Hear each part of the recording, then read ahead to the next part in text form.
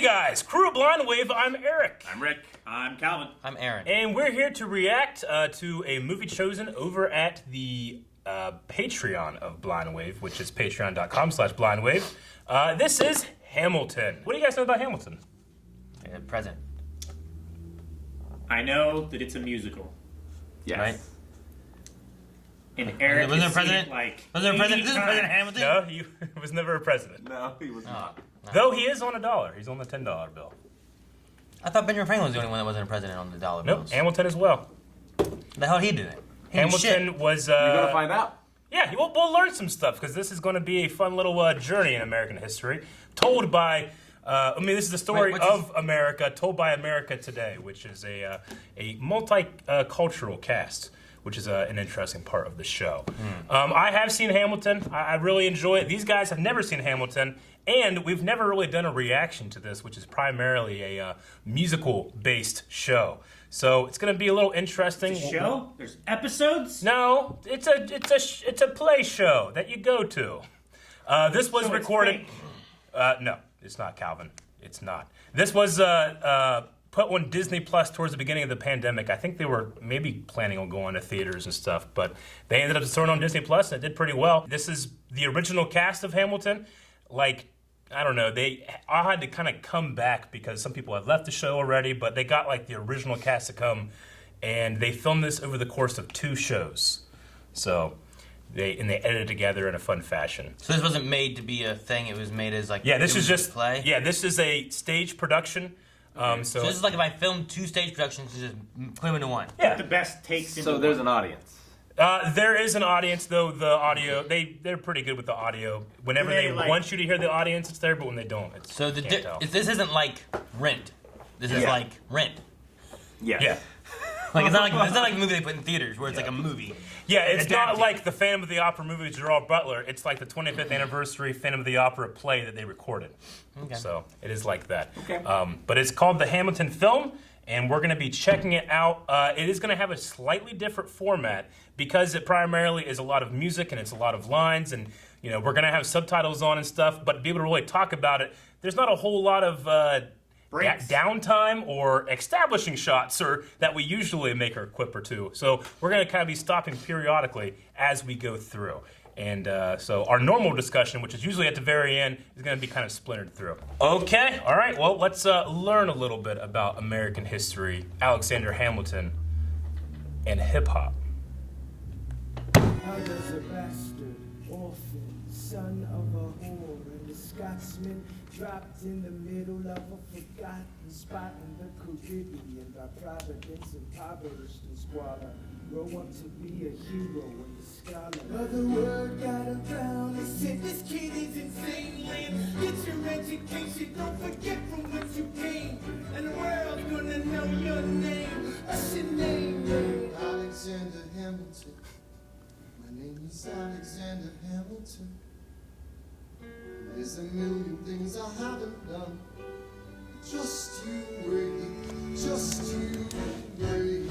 Even with the cousin committed suicide. Left him with nothing but ruined pride. Something new inside a voice saying, Alice, you gotta fend for yourself. He started retreating and reading every treatise on the shelf. I'm the damn fool that shot him.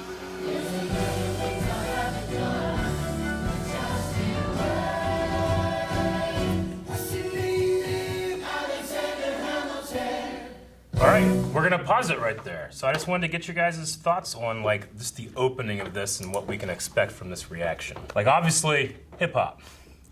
Yeah. Most of it's pretty accurate so far. Lin-Manuel Miranda, who the guy playing Alexander Hamilton, he read a biography when he was on vacation of Alexander Hamilton, and he was in this process of creating this like hip hop like album, and when he saw that and he saw all the things Alexander had done in his life, he's like, who embodies hip hop more than this motherfucker? What? So he gets invited to the White House to sing this song that he's been working on about Alexander Hamilton. And when he says, like, yeah, I'm writing this new album about someone that I think embodies hip-hop. Alexander Hamilton, everybody laughs. And Obama, who he was there in the crowd, said, "Yeah, we all laughed. Well, look who's laughing now," because he has this amazing show here. But he's obviously like the lyrics, like this guy is really into hip hop, and wanted to bring that to the stage. And like, well, what are we gonna talk about? Like, what's something interesting? And it's this, Alexander Hamilton show. So the thing I just wanted to point out, like especially starting here, is like, this is straight up just a stage production. Mm-hmm. They're just filming it. There's no effects. There's no nothing. It's just 25 people moving around.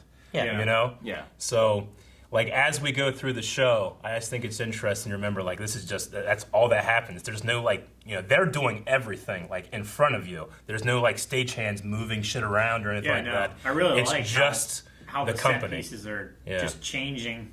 And even though the main set walls itself aren't changing at all, like the main floor is changing to whatever it needs to be. Yeah, we'll notice this main floor has this like big circle in it, and as you watch, the circle moves, and they have to choreograph to that, which has to be so goddamn hard.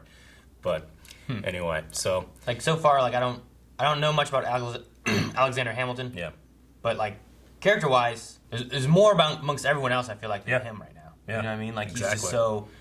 I almost want to say bland, like, in a way. Like he comes out like, "I'm Alexander Hamilton." I'm like. All right, I was waiting for something a little bit more musical. Yeah. You know what I mean? Sure, no, And yeah, exactly. it's not Well, you very, hear the so- story about this kid that, he's from this island, and a hurricane came, and like what he did was, they said put his pencil to his temple and wrote his first refrain. He wrote this letter. Like in history, Alexander Hamilton writes this letter about the destruction on this hurricane, and people were so impressed by it that they gathered up money to send him to school in America. So that's where we meet him here. But I agree. Like, he comes out and it's like Alexander Hamilton. And every other time I've seen this, like, a recording or something, people laugh at that point. And I think Miranda wants you to laugh. He wants you to feel like, what the hell is this? Yeah. And now we get to move forward. So, but we have, we did have these other people singing here too, or rapping. But we had, like, we fought for him. I died for him. I loved him. I'm the man who shot him. They kind of just throw up on Front Street. Spoilers! This stuff's going to be happening, so anyway. All right, you guys ready to keep going? Yeah. Let's do it. I'm John Lawrence in the place to be. It's 2 pints of Sam Adams, but I'm working on 3. Those red coats don't want it with me, cause I will pop, check up that these cops till I'm free. Oui, mon ami, je m'appelle Lafayette. Like it Hercules Mulligan, up in it, loving it. Yes, I heard your mother say, come and get it. Like I'm brothers and horses. Of course, it's hard for having to course over 4 sets of corsets. I am not thrown away my shot. The sun will take a shot. I dream of life without a monarchy. The unrest in France will lead to anarchy. Anarchy. Are you sad? Are you all anarchy? When I fight, I make the other side panicky. Lafayette. I never had a group of friends before. I promise that I'll make y'all proud. Let's get this guy in front of a crowd. Oh, okay. Yeah. I thought that was him, like an internal monologue there or something, but I mean, speaking his mind, you got to be careful. Aaron Burr says yeah. you're going to get shot if you keep talking like this, I love when bar patrons also dance. Beauty and the Beast. I've seen bar patrons dance. Yep. Not pretty. Not that well. Rise up. When you're living on your knees, you rise up. Tell your brother that he's got to rise up. Tell your sister Look at that guy rising up. patiently waiting the passion and international every expectation, every action, and act of creation. I'm now in the place that God will be the sorrow. For the first time I'm thinking past tomorrow. They literally had him on a soapbox. Just put him in front of the crowd. Yeah.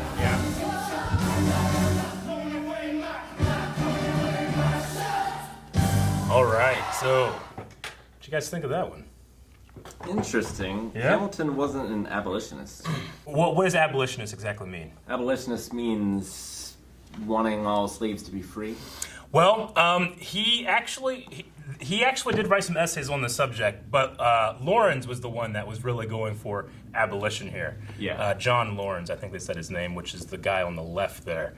Hamilton he did write some essays against slavery, but He did. not necessarily in favor of it, or not in No, favor he wasn't of it. necessarily in favor of it. He bought slaves Yeah. for his family. Mm-hmm. and it's thought that he owned them as well. Yeah, but he also did, he had a lot of disagreements with the South, that being one of them, especially when it comes to the financial situation. Because as we can see, he kind of talks about the financial part of it a little bit too here. But yeah, we got our 4 characters here introduced. Yeah. Which one is your guys' favorite so far? Lafayette's pretty good. Lafayette. Is that the French dude? Yeah. The guy I like him. coat. I like the thing with the anarchy thing. Anarchy. Oh, anarchy. I like that little moment there. I mean, Lafayette's just such a fun character It's- in history. Yeah. And the character, I believe, the Lafayette Hotel right down the street is named after Absolutely, yeah. in the Revolutionary War. It'd be interesting if we see We had WaveCon at the Lafayette Hotel. George Washington in this or not. Because, like, Lafayette had he loved George Washington, Yeah. It's hard to, with it being like this hip hop rap kind of thing, like getting the lyrics and what's going on at the same time. Yeah. Like sometimes, like especially in rap, like you'll hear it, Yeah. but it doesn't mean that you know what they're saying. You know what I mean? No, I Yeah. get you. Like That's there's definitely happening. especially if you're watching like Busta Rhymes, something like that. Like he goes through, I'm like, I don't know what the hell he said, but it sounded cool, Like Yeah, so, I mean- like I imagine multiple viewings or something like that, or reading the lyrics and stuff too, of really getting like what the information is that they're passing. I feel like I'm losing some of it Sure. just because it's coming so quickly sometimes. That's the thing about introducing this style of music into Broadway. Most Broadway shows, just in terms of the words you can say in a second, when you're rapping them, it's like 6 or 7 words in a second.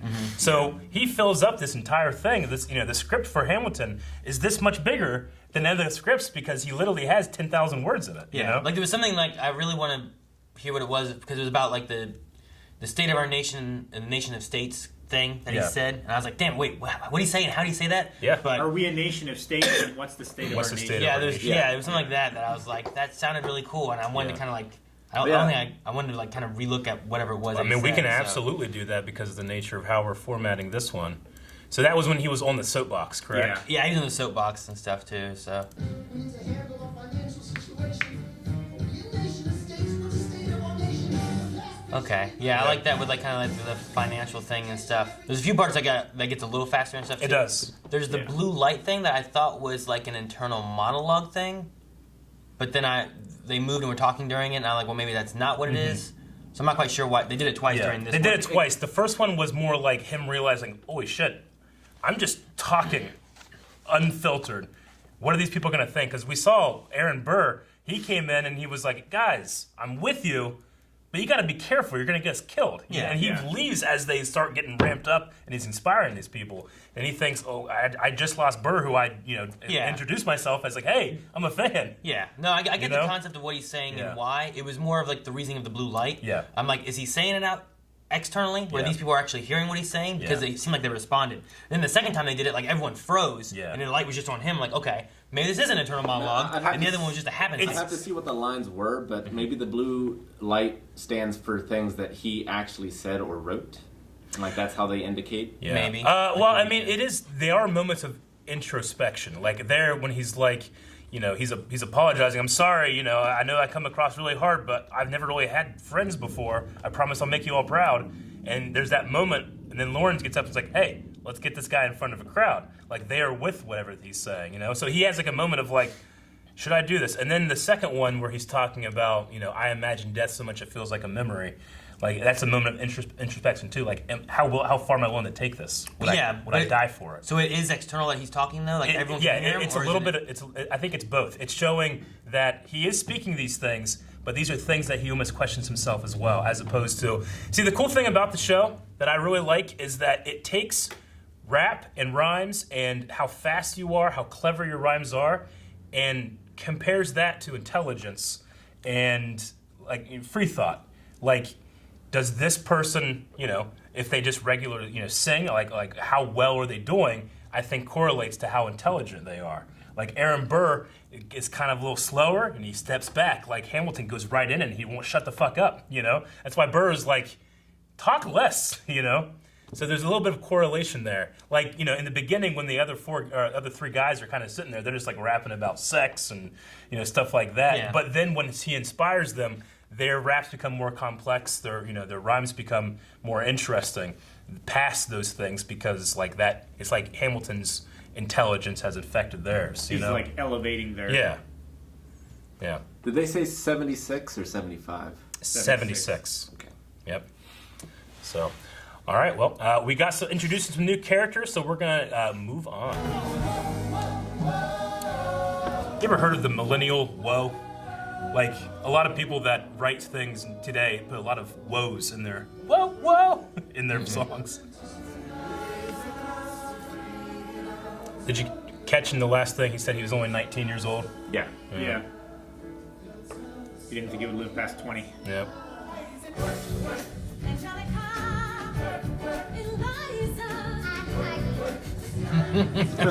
All right. We hold these truths to be self-evident that all men are created equal.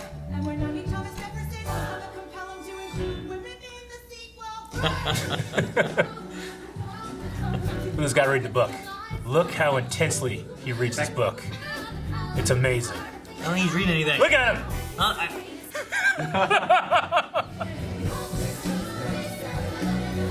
Hey, you know how hard it is to do, like, sword choreography? It moves 2 different directions. Yeah, it does. Yeah. Like, when we do sword choreography and you do 10 moves in a row, you like sometimes you forget your place. You gotta do this thing for like 3 hours. All these moves. Your interest. Don't modulate the key, they're not debating with me. Why should a tiny island across the sea regulate the price of tea? I will send a fully armed battalion to remind you of my love. And now, don't change the subject, 'cause you're my favorite subject. And ever and ever. His eyes are so good. I know. I love the way he does his He just eyes. stares at Doesn't people in the blink audience. at all. It's like a weird love song.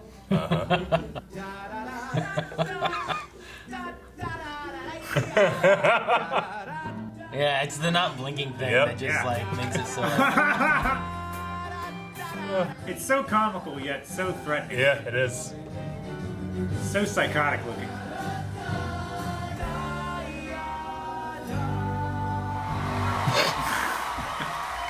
All right, we'll pause there. What's his name from Frozen, the character? Christoph? Christoph, yeah, it's the same actor. Yeah, we had the Schuyler Sisters introduction there. Angelica, Peggy, and I don't know. Eliza. Eliza. Yeah, and Peggy. Which king is this? This is King George III. George III. Yeah, you know, the actor had to wear, you know, they created this crown, and if you guys know anything about these crowns, like, they're incredibly hard to wear. You have to balance them the way they are. Even the Queen had to learn how to, you know, Queen Elizabeth had to learn how to walk and keep that thing on. It's the same thing with him. So he developed this, like, sultry walk. I figured they just would have sewn it into his wig or something. Yeah. No, it feels like it's the song here. Like I like this one. Yeah. The one I was gonna say I liked the most before was I think the girls' song with like the going in the work and all that stuff. Yeah. That was a fun one. And I love the way they utilized the circle on the ground. Yeah. And I noticed it went both ways. And like did. Jesus, these 4 moves Right? goes 2 different directions. It's cool. Like, imagine, like, running across 2, like, treadmills going the wrong way. It's gotta be hard, you know? I figure you'd just be falling all over the place. I mean, it depends how fast they're going. I guess so. Have you seen that one song? Okay, go. Yes. Yeah. Where they do treadmills. And it's amazing. I love Yes. that music video. I don't know what you're about, but yeah. Yeah. How's Rick seen it? How does he know the name of Is it it? anime related? And he pronounced it correctly. So, with King George III, his message to America, they did it in the style of the Beatles, the British invasion. Yeah. You know, so that's why the style has changed a little bit here. Yeah. It's not American. It's not that. It thought felt like process. a love song almost, you know, of like. But I mean, he does say like to remind you of my love. I will but- send a fully armed battalion. And he's spitting everywhere. Yeah, no, I like that too. Like, Yeah, just, Subject, you're my favorite subject. Yep. It's My interesting rules. because we're starting in 76 here, but like the change between like the rich and the wealthy Yeah. Americans wanting to be as British as possible to like when that finally that switch turned and they wanted to rebel and like not buy those goods, boycott them and such and become more American. Yeah, he throws a lot of references in here. We had references to the Boston Tea Party. Even King George III talking like, if you go, I'll go mad.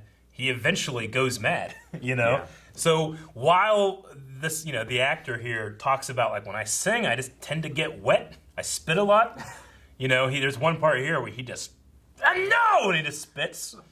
It works for the character because the character goes insane, you know? Yeah. And he does this thing. I know a lot of stage actors do this. They focus on one fucking person in the audience and stare at him. Yeah. And people that say that that's happened to them, like, it's so unnerving. but he does it to like 15 people in the song and never blinks. Yeah. It's so effective. I think they talked about the Boston Massacre too. Yeah. It was disappointing not to hear Crispus Attucks, because he was the first person who died. He was a black American. Yeah. Yep. It would have been nice if they could have name dropped that. Yeah, there are a lot of cut lines and songs in the show that you can go and they will add in details like that. I'm not sure about that one exactly, but I mean, this thing is already pretty long and they got it cut 4 times, so sometimes my favorite parts of the show actually aren't in the actual show. Though one of my favorite parts is I do love whenever Samuel Seaborn. Nope. What was it? No, it's like Seabury. CB or Seabury or Yeah, Seabury. I think it was Seabury. I thought he was gonna say Samuel Sounds Seaborn. right. Yeah, you messed me up. He's from West Wing. Yeah, he is, Sam. But yeah, whenever he's speaking and he's just reading this, this thing, whenever I see that, I always think about like Assassin's Creed 2 when they have people come out and read and you have to try to kill them before they rile up. Yeah, but he's reading, and then I love when Alexander jumps on the soapbox with him, and he's saying like, "Hey, don't modulate the key," And then don't argue with me. He's just talking about how he's trying to change the subject that Alexander is saying by going back to what he's reading, but doing it in a musical term. I thought it was really funny. So yeah, no, that was a really good line. this guy's walk is so funny to me. I don't know why. It's just like it's really sexual.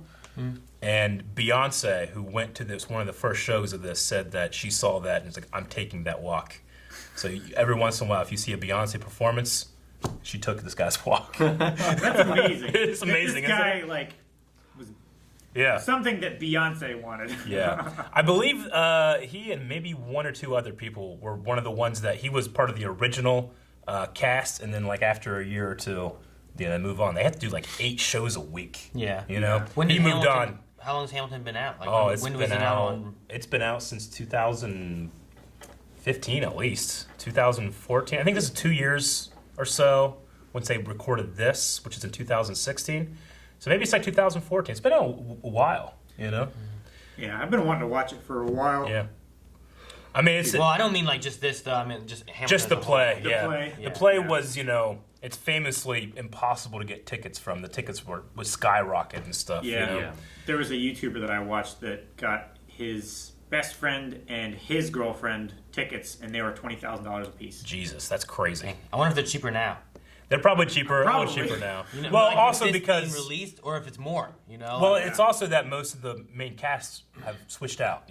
Like Lin-Manuel Miranda is going to do that for 10 years, 8 shows a week. Oh no, he did Mary Poppins. He's done Mary Poppins. He was in what's that one? Not Lord of the Rings, but The Golden Compass.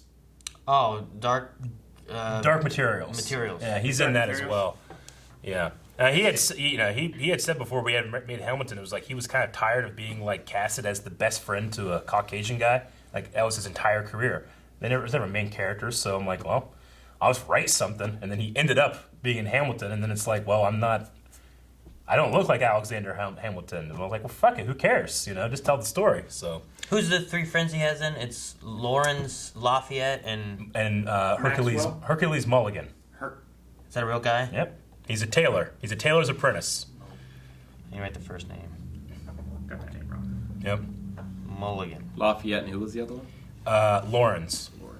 Does he do things and then like they're like, go ahead and do it again? Like, does he mess stuff up a lot? Like a mulligan? Like, is that where it comes from? Is that what it is? I don't know. I'm just wondering. Like in golf or something. Yeah, like that? Well, like you can get like, I need a mulligan. Like, do a mulligan. Yeah, do it. Like, is it because like this guy like was just known for screwing things up? Like, give him a mulligan. Yeah. Like, he always had to redo things. Sure. And hey, I mean, transitioning off of that, there is no do-overs in this. Like I said, they recorded 2 shows. Yeah. Everything captured is live in front of an audience. There are a couple shots where it's like, well, how'd they get that shot? There's a couple times they went and just did like a couple close-ups and added in there. But other than that, all of the actual sound and singing is all recorded live in front of an audience. Yeah. So. And there's probably some mess ups or something like that here and there too, because like I remember like being in plays and stuff. Yeah. I remember this one, I forget what play it was, but this guy like there was a dummy and it was supposed to be like a dead body. Yeah. And they were taking it to hide it in like this chest thing, and when they were putting it in there, the head of the dummy fell off and rolled across the stage, and it was like Yeah, that's hilarious. It was just a funny No, I mean you can notice it in here every once in a while. You will see like some parts of like a costume, like a ribbon or something in the front has become undone. So one shot you'll see it's undone, and the next shot it's done again. They've just switched that, you know. So all right, let's continue. There's only one man who can give us a command so we can rise up. Understand it's the only way to rise up, rise up. Here he comes. who's gonna look like?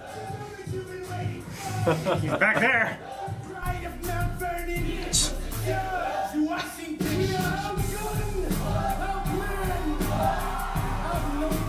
Aaron Burr's just the hype man. Let's take a stand with the stamina God has granted us. Hamilton won't abandon it. Yo, let's steal the cannons. Hamilton crossed the Delaware with Washington. What do we have in common? We're reliable with the ladies. Wait, what? Turton.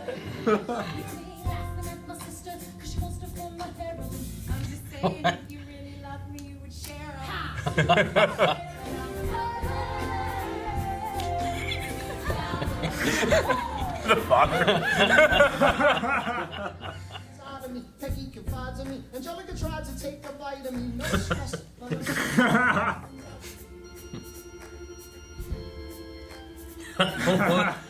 What's he doing? It's a flower man. Yeah, picnic basket.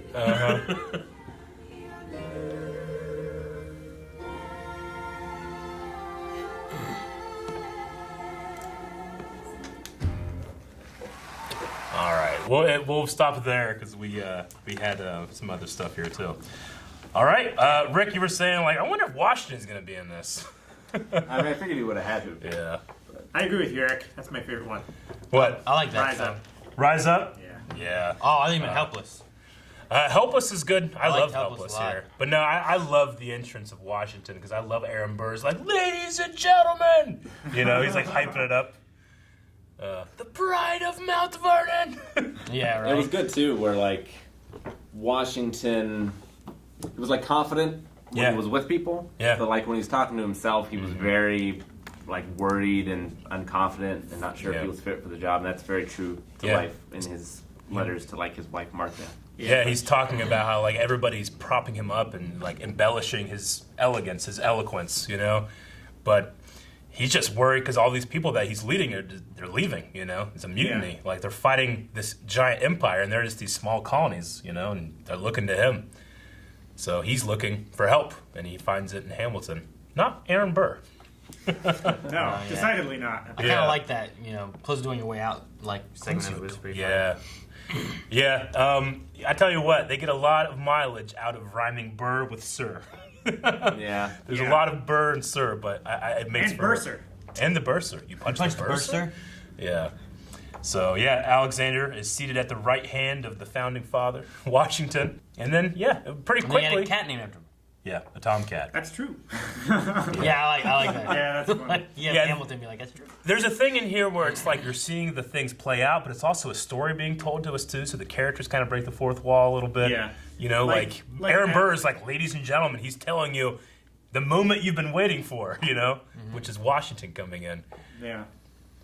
But we got these little like snippets here too, like, well, I mean, he does meet this woman and Yeah, like how long, like where does this happen? Yeah. Like I feel like there was a lot of time that just happened. Yeah. In the courtship of Elizabeth and the meeting the father and a marriage and all that kind of stuff versus like, well, we're in a war. You know, like I'm like, so like, is this all during the middle of the war? And then like, I don't know. I was just thinking about like the way they were talking about it, like he doesn't write, he likes to fight.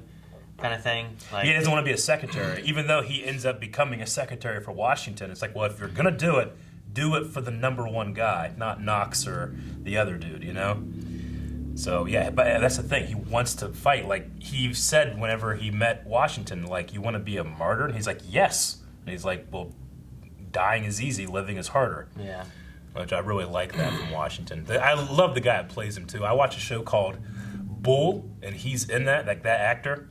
So whenever I saw him, I was like, oh, it's fucking Chunk. His name's Chunk in it. I was like, So Chunk! dignified. Chunk's Washington! Chunk. Yeah. great. And it's just tragic to hear in this song where, like, you know, I'll never leave you like my father did. Yeah, there's that, and the mother. I'll never forget my mother's face. That was real. Yeah, a lot of that stuff there was pretty. And that's the thing. Like, he has nothing. You know, usually in these kind of marriages, you marry, you lead commands that rises you in society. You know, but he has nothing to offer. So, you know, he's marrying into a rich family now. You know. Yeah.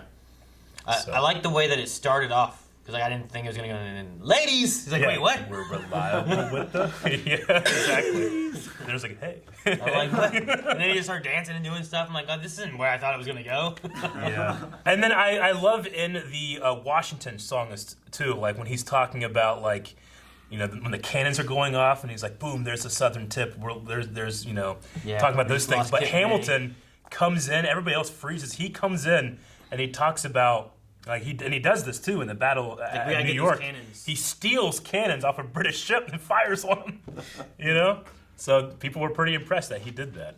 You know, even though he didn't have he's not in command. You know, anywhere. He just took the initiative. He's just taking initiative. He's like taking some rebels and they're just going and doing it. And whenever Washington signs up, he brings in his friends that are with him, which is Lawrence, Mulligan, and Lafayette. So they get connected, and now they're integral in there with that. So anyway, I also really enjoy Helpless. I just think it's a great song. You know, there's a lot of rap in this and there's a lot of great lyrics, but I feel like Helpless is just a fantastic song. No, yeah, I like it a lot. And we've already had a couple mixtures of the leitmotifs, the different melodies coming back in. You know, like in New York, You Can Be a New Man was when Hamilton was coming to America, and this, it's about becoming a new man by being a husband, you know? So it's already kind of evolved a little bit, bringing in that melody. So, all right, let's continue.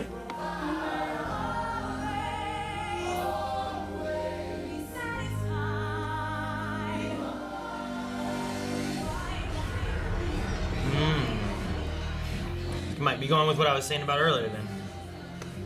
Like how much time passed. Uh-huh.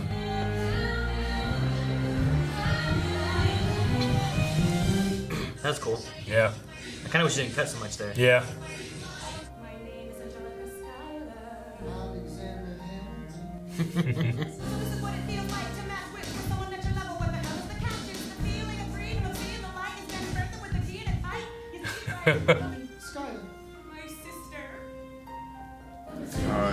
It's cool hearing the other side of the conversation. It really is.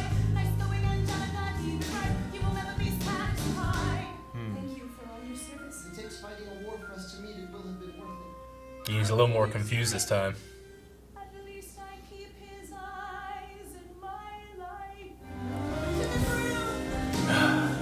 Man, she can sing and rap. She's so good. She's really good. I like her a lot.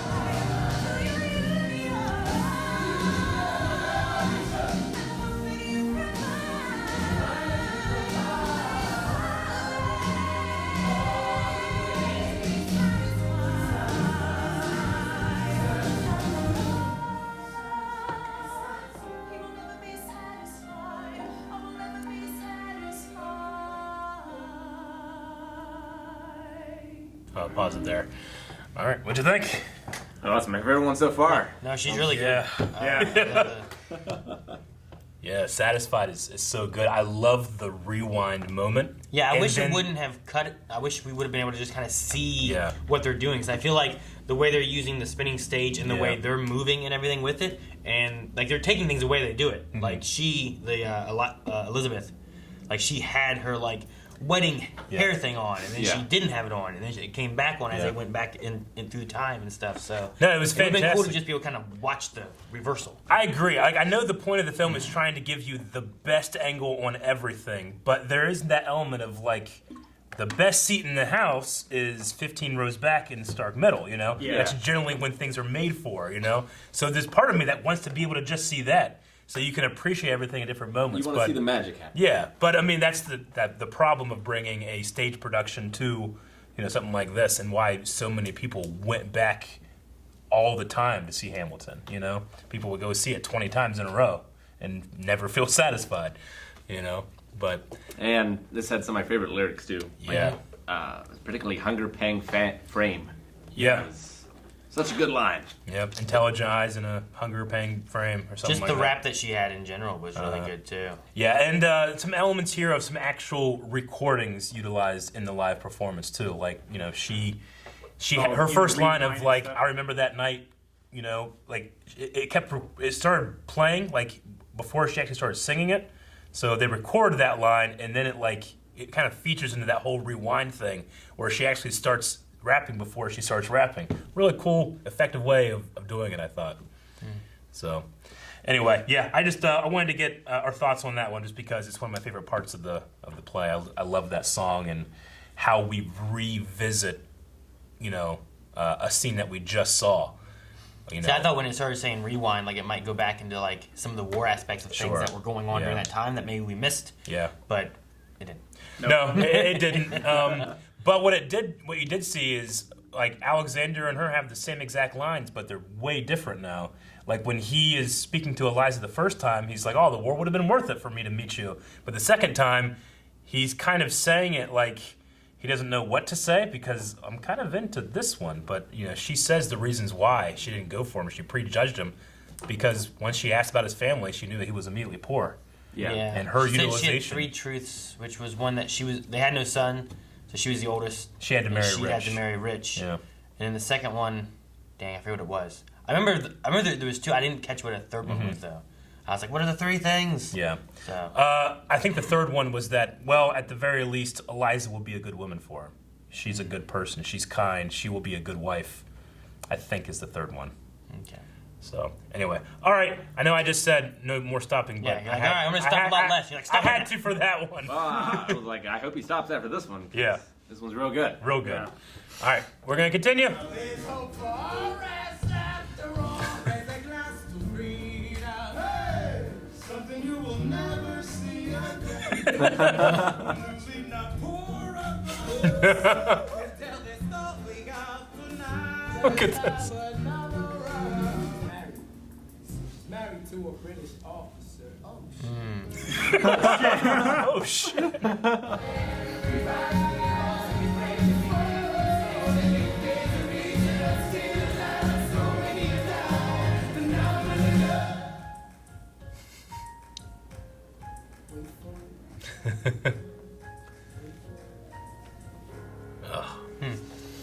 Yeah.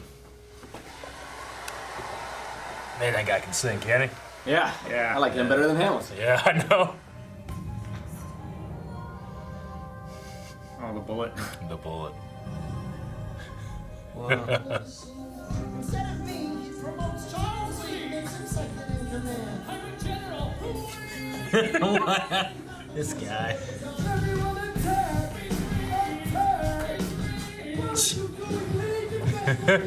is this not your speed? Hamilton, ready, sir? And Lafayette take the lead! Yeah. Yep. Duel Commandments. We have a duel? We're gonna have a duel. 3, 4, 5, 6, 7, 8, 9. Number 10, wasted fire! Lee, do you yield? You shot him in the side, yes he yield. I'm satisfied, you gotta clear the field. Go, we won. Here comes the general. This should be fun. What is the meaning of this? Go home, Alexander. Got that quick. It's like Game of Thrones level of travel. Inside your heart, oh, let me be a part of the narrative. What would be now? Well, we had the Battle of Marmouth and the 10 Duel Commandments, and then the Be Enough. What'd you guys think? Lee was awful. Charles Lee. When I think of Charles Lee, I think of Assassin's Creed 3, because he's the bad guy in it. Yeah. Is he? Yeah. I haven't seen it. Yeah. I haven't played it. Yeah. But now, the 10 Duel Commandments might be my favorite song of the show. I just love the way it's structured. And it's based off of Biggie Smalls' The 10 Crack Commandments. Oh, is it? It is. Yeah. No, I mean, I like that one. It utilizes the stage well, too, Yeah. and just, I like the interaction between Aaron and Alexander during that part too. Like they had that little thing about like, oh damn, we're gonna sort this out. Whatever the line was, and he's like, guess we're doing this, you know, like that segment there when they're going through that stuff. Was he said that Lee got a lot of people killed. Yeah, he's like his stuff, his lead is ruinous or something like that. Or how many men died because Lee was inexperienced and ruinous? Okay, well we're doing this. Yeah. No, I love that too. I've always, I don't know, I've been interested in like, duels, in the early part of our history and stuff, but I don't know. I thought that laid out pretty well about how, because I never really knew how seconds were. I thought seconds were just like, you got shot, and so they go and try to shoot that guy. I don't know. He's the second shooter. No, but he couldn't, directly confront Lee, but he supported Lawrence, and then got kicked out. Yep. But Aaron, you picked up, it's because his wife. Yeah, the pregnancy there. Like, seems like George Washington doesn't want to put him into like danger. He doesn't want to put him in the war because he could die, and he knows that he has a son coming. He's young. Washington is older at this point. He's still a young. Is he still like? He's still 19? He's still in 76? He's in his early 20s. Or is this okay? Yeah. Yeah, he would probably be like 22. I'm not sure exactly how far. I mean, I think it's been like a year, maybe, in the story so far. Just a year? Yeah. I mean, you got to think, they got married quick. Like, a week after, they were writing letters, and then 2 weeks after that, they got married, You had, like, he says, there's a line in the beginning of the show where he's like, why are we living so fast? It's because you have to live fast, Things happen very quickly here. Anyway, Battle of Monmouth was in 78. 78? So it's been 2 years. So 2 years. Yeah, I liked how, Charles Lee and Washington are arguing, so he sends Lafayette in, and Lafayette talks about, we snatch a stalemate from the jaws of defeat. Yeah, like they would have lost, but they at least came to a draw where neither side won. Yeah. But things have not turned around. Like Mulligan went back to New York with his apprenticeship. Lawrence is writing essays and stuff. He's still fighting, but Lafayette has gone to France to beg for help. Beg for help, yeah. So hope they send a ship. Which is what turns the war. Yeah, well, we'll see. Well, it's war. I already know Aaron kills the guys. So come on, there's spoilers everywhere. No, he shoots them. Everyone give it up for America's favorite fighting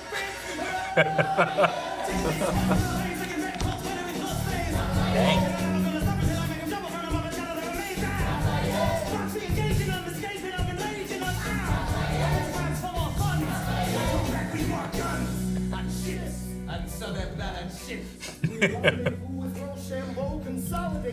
Rochambeau. Yep. Cut them off at sea, but for this to succeed, that is someone else we need. I know. What's to do in the trenches? You know we didn't do it in the French. I mean, so you're gonna have to lose him eventually. What's he gonna do on the bench? I mean, no one has more resilience or matches my practical tactical brilliance. You wanna fight for your land back? I need my right hand man back. Get your right hand man back. You know you gotta get your right hand man back. You gotta put the buttons on the mirror, but the sun is the better to get your right hand back. I don't know most of what he said. It's the fastest rapping. It's so good. It's really good. It's the fastest part of the show. Is it rewind time? Nope. Oh. We get the job done. Yeah. That's good. How did we know this plan would work? That's why on the inside, that's why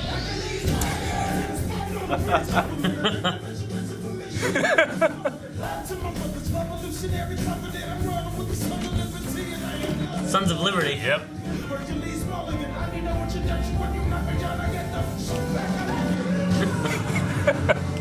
He was the spy they needed, Well, that's how you get a mulligan. Because you get a knockdown, Yep, he that's goes the up mulligan. He goes again.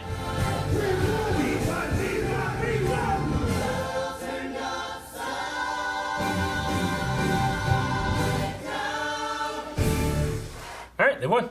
End of movie. Now the Battle of Yorktown, the Hercules Mulligan part is so great. No, I like that too. Because they have him like with red tailor suits, and he comes bursting out of it. Mm-hmm. Yeah. Because they mentioned that he had gone back. He left the war and went back to his apprenticeship in New York, but that's what he was doing. He was spying for everybody.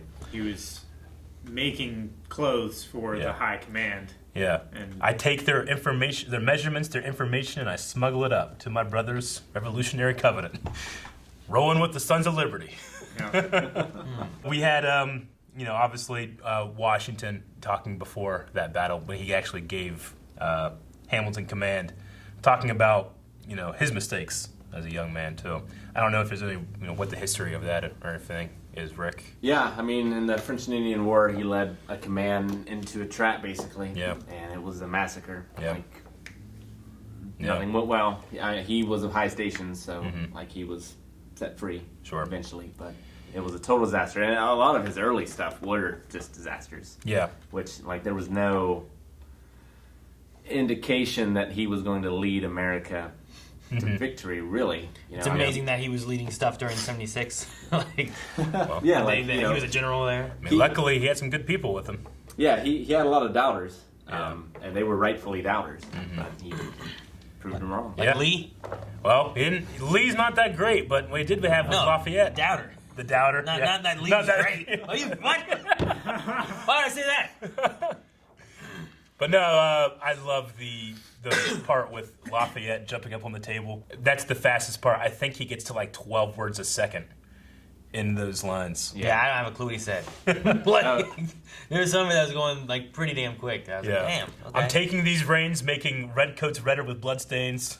I don't know them all, but it's pretty great. Anyway, yeah, so we had the Battle of Yorktown. The war is over. I just like the line, immigrants get things done. Oh, yeah. I like it too. I like that. That was fantastic. This was the song that they did at the Tony Awards the year that it won. And that, they did it because, that was at the height of the wall and stuff like that with Trump. So that line got the biggest response from the audience that whole night. I love the lines when he's talking about, Hamilton, he's finally given a command, and we can just see how smart he is. He orders his men to remove all the bullets out of their gun. That way, when they're moving at night, there's no possible way you can shoot a shot, and then they're going to know where you are. And then he has him moving close, and he kills with bayonets, I just love that ingenuity that he showed. All right, let's continue. He's back. Oh my gosh. He lost. I'm so blue. I thought this we made and my arrangements when you went away. You're on your own. Sounds so familiar. Awesome. Wow.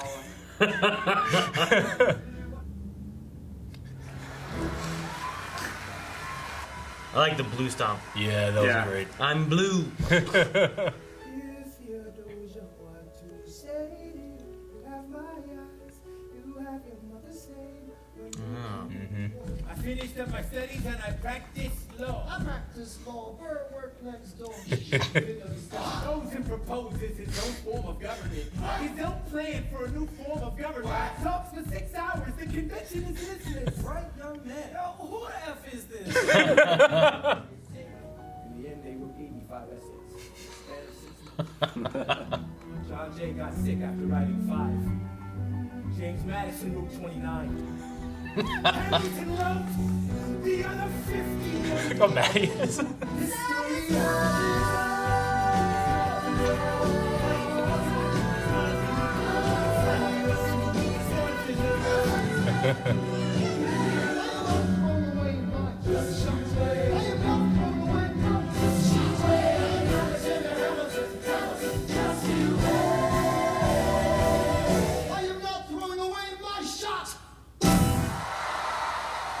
Oh man, I love when themes come together like that. No, I mean that last part there really kind of culminated a lot of what they've had in the first half of the thing so far. Yeah, definitely. The shot and the wait for it and just all of it really, which was really good. He wrote a lot of essays. He wrote a lot of essays. Yeah. They planned to do 25.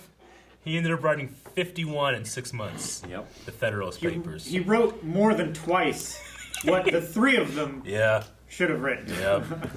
No, I love Aaron Burr's just he admires Alexander and he hates him, because that song where he says "wait for it," it's everything Alexander isn't.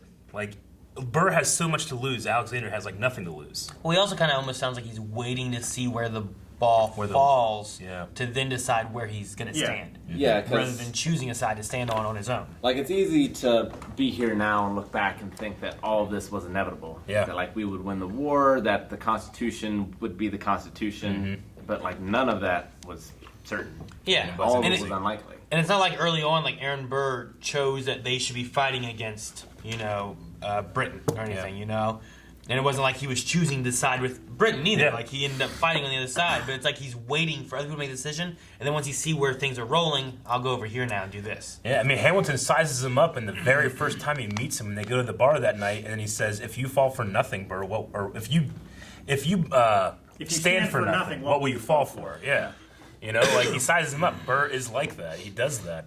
He's a fantastic lawyer, but I love like the intensity in which he's writing, he's just pissed off, motherfucker won't shut up. He won't shut up, I did really like the use, and they've done a lot of stuff with the way their stage is set up, which is really cool. Like they should use it more, and I think more stage, I think more stage productions should use it, because there's a few times they do it like they're walking through a town, and it gives them a sense of motion while not leaving the stage. Yeah. And I liked it when they did that with the sisters when they were going through this place and whatnot. But in this one, when they use the center spot to not move, to allow the one sister to leave while he's just staring away, and then the other sister's just there. Yeah. And she wasn't moving either. She was just kind of standing off to the side.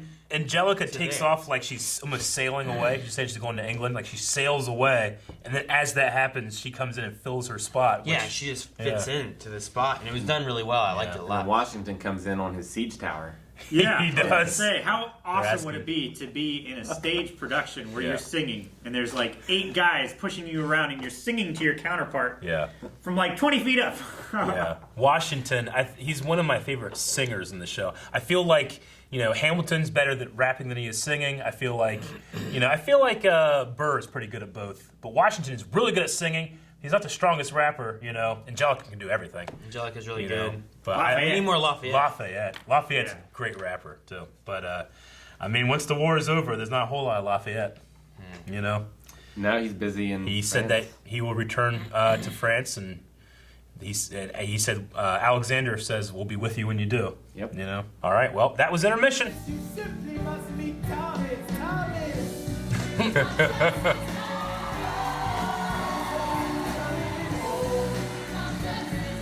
Do you recognize Thomas Jefferson? Is that Lafayette?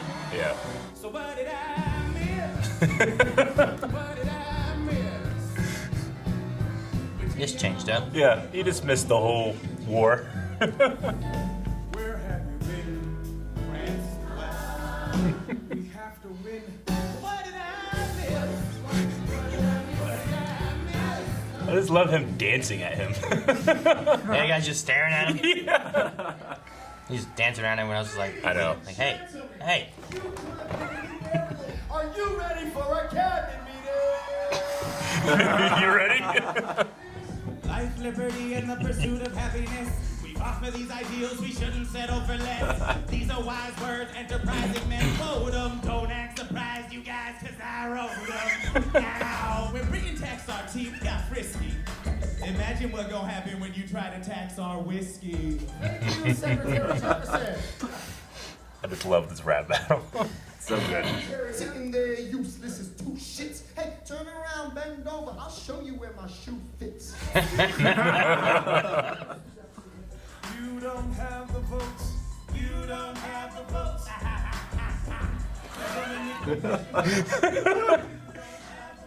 Such a blunder. Sometimes it makes me wonder why I even bring the thunder. Why he even brings the thunder. It's like Will Smith and Jeffrey. We're gonna pause it. You know what I mean? Right. Like Thomas Jefferson is like this kind of playboy-y, kind of just having fun with everything, while Madison is yes, he's Jeffrey from Fresh Prince. This is funny. I love it. He is they set up Thomas Jefferson to be the perfect foil for Hamilton here. He's just as quick-witted. He's just as smart. He's just as good a writer. He's just as good a writer. All the revolutionary characters that we had around Hamilton, they aren't around for the next half. So they actually cast those actors to play these parts that are around part 2. Mulligan is Madison, right? Yeah. What happened to Mulligan? Because Lawrence died. Lawrence died. And then the one dude went back to Lafayette France. went back to France. What happened to Mulligan? Mulligan's just not really part of government. No, I think he continued his apprenticeship. I believe he was just a friend, and then when the war was over, he's like, all right, later. He was a spy. He was a soldier. He's not a politician. Yeah. You know? But we do have the politicians coming in here. I wish politics was this entertaining. Can you imagine if the debates were just rap battles? My God. Well, I mean, if we would need a lot new politicians in there. We would. You know? Or Mitch McConnell, like, he's not going to be like... I love your impression. I mean, if you read some of the stuff that these guys publish in the newspapers about each other, like, it's way more scathing than even that. Yeah, it is. It totally is. But this would make C-SPAN much more interesting. Yeah. You know? Like, damn. Oh, yeah. That's how you get, like, the younger generation. Like, fuck, gotta watch, see what happens this episode. Yeah. I really liked him as Lafayette. As Jefferson, maybe a little less so. Yeah. Jefferson was a lot more reserved of a speaker. Like, he did, like, his writing do the talking more than, like, as an orator. Definitely. And like we talked about in, like, Act 1, like, writing and that intelligence correlates to showmanship and the ability to rap in this, you know? Like, it's like shifting those stats to another stat, you know, in order to show those things. So he's got to be, you know, he was in history a foil to Hamilton. Yeah. So in this show with this format, that's what he has to be. So he is a showboat, and he does come down the steps with all the swag in the world. Yeah. You know. But he did do some crazy stuff while in France and Monticello and all over the world. He did, but it's not like he went there to avoid the war. Like, if he hadn't been in France, we wouldn't have won. Oh no, he was one of the. Absolutely. Yeah, he was the ambassador that the treaty that, you know, brought Rochambeau over. So. And I think it's a little mischaracteristic to frame Madison as Jefferson's sidekick. Like, Madison, I feel like, was as important, if not more so. Yeah, he was. They mentioned him as one of the writers of the Federalist Papers in Act 1. In the Constitution. Yeah, but they are showing here, like, his health, you know, being sick. But yeah, you know, like, the way I kind of think of it is like in a hockey movie or a sports movie where, like, the other team gets, like, the ringer, and they bring him in to stop our protagonist, our person that's been working really hard. Well, this person is really, really talented. We're going to bring him in to stop you, you know? Is kind of why I think, like, Jefferson's, like, you know, while this is, you know, a semi-look into American history, it's number one a piece of entertainment. So they have to, like, shift things around and stuff like that. Spike versus Icebox. Spike versus Icebox. Did you get that? Oh, yeah. Aha! Of course. I think so. Okay. Calvin one. Great. I love just the opening of the cabinet meeting and George Washington. Are you ready for a cabinet meeting? Yeah, he's just like, you know, you're in New York City, you know, and these people are literally in New York City. Yeah. And he's the MC, right? And he's the MC, Yeah. exactly. Where's Burr? He wasn't there for that part. He was just there for announcing Thomas. Yeah. Master Chief. All right. My name is Philip. I am a poet. I wrote this poem just to show it. And I just turned 9. Mom's You beatboxing. write rhymes, but you can't write mine. I practice French play piano with my mother. When I don't say no.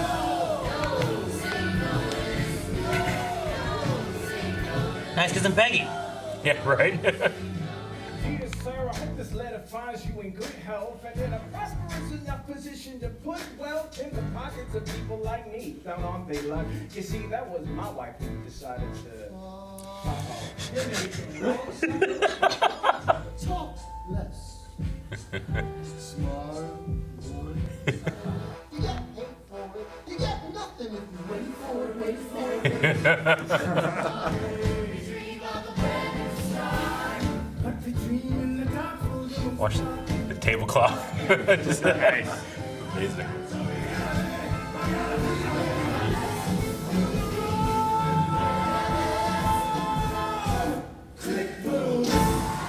All right. Ah, that was tremendous. That was an amazing one. Yeah. Doesn't it kind of feel like Friend Like Me from Aladdin a little bit?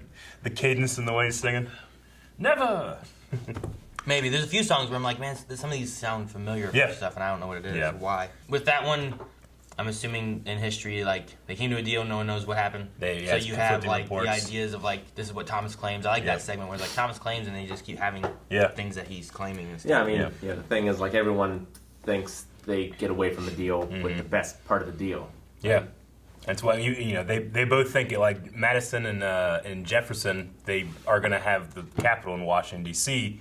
closer to where they live in Virginia, not in New York where it was. That was a problem for us in the Civil War. Uh-huh.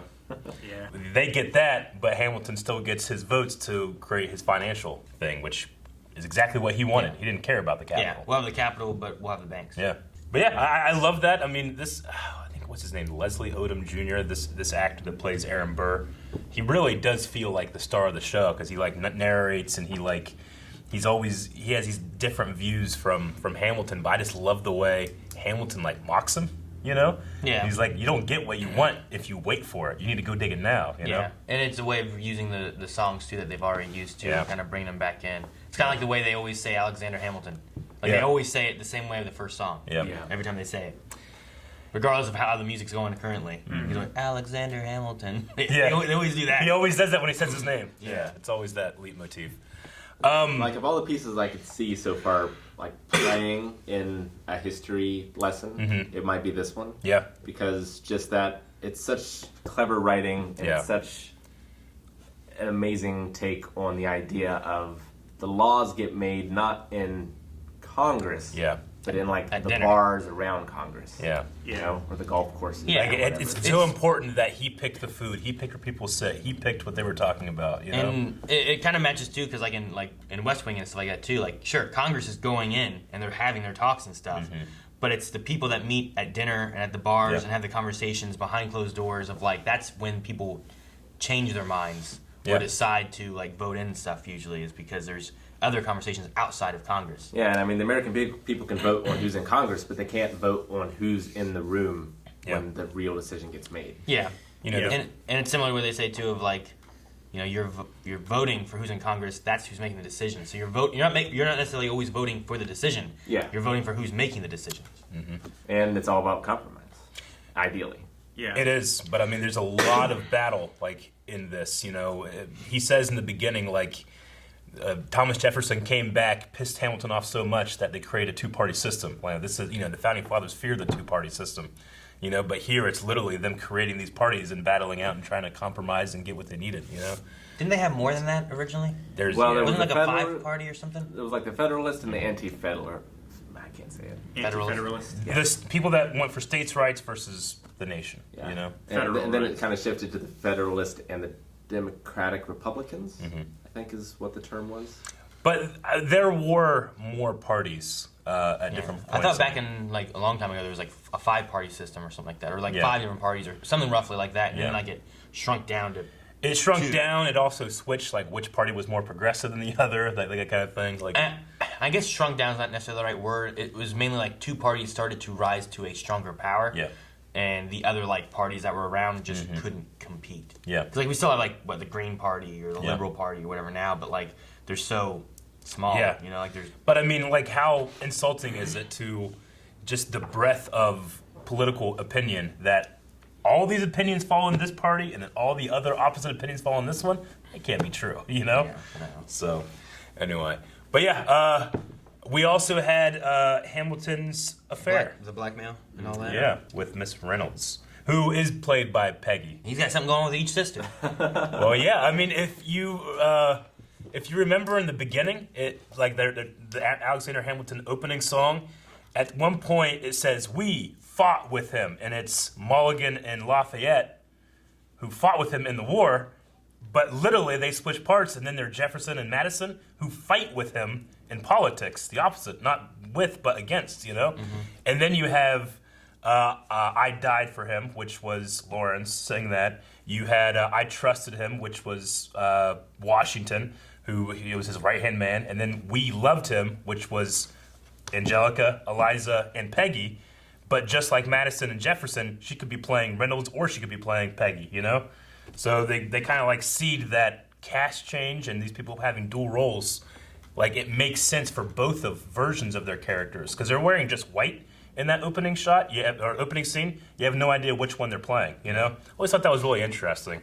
But Peggy, when they say Angelica, Eliza, and then there's a pause, and then he goes, the Schuyler Sisters, I think that's them saying, because she does die early in her life, Peggy.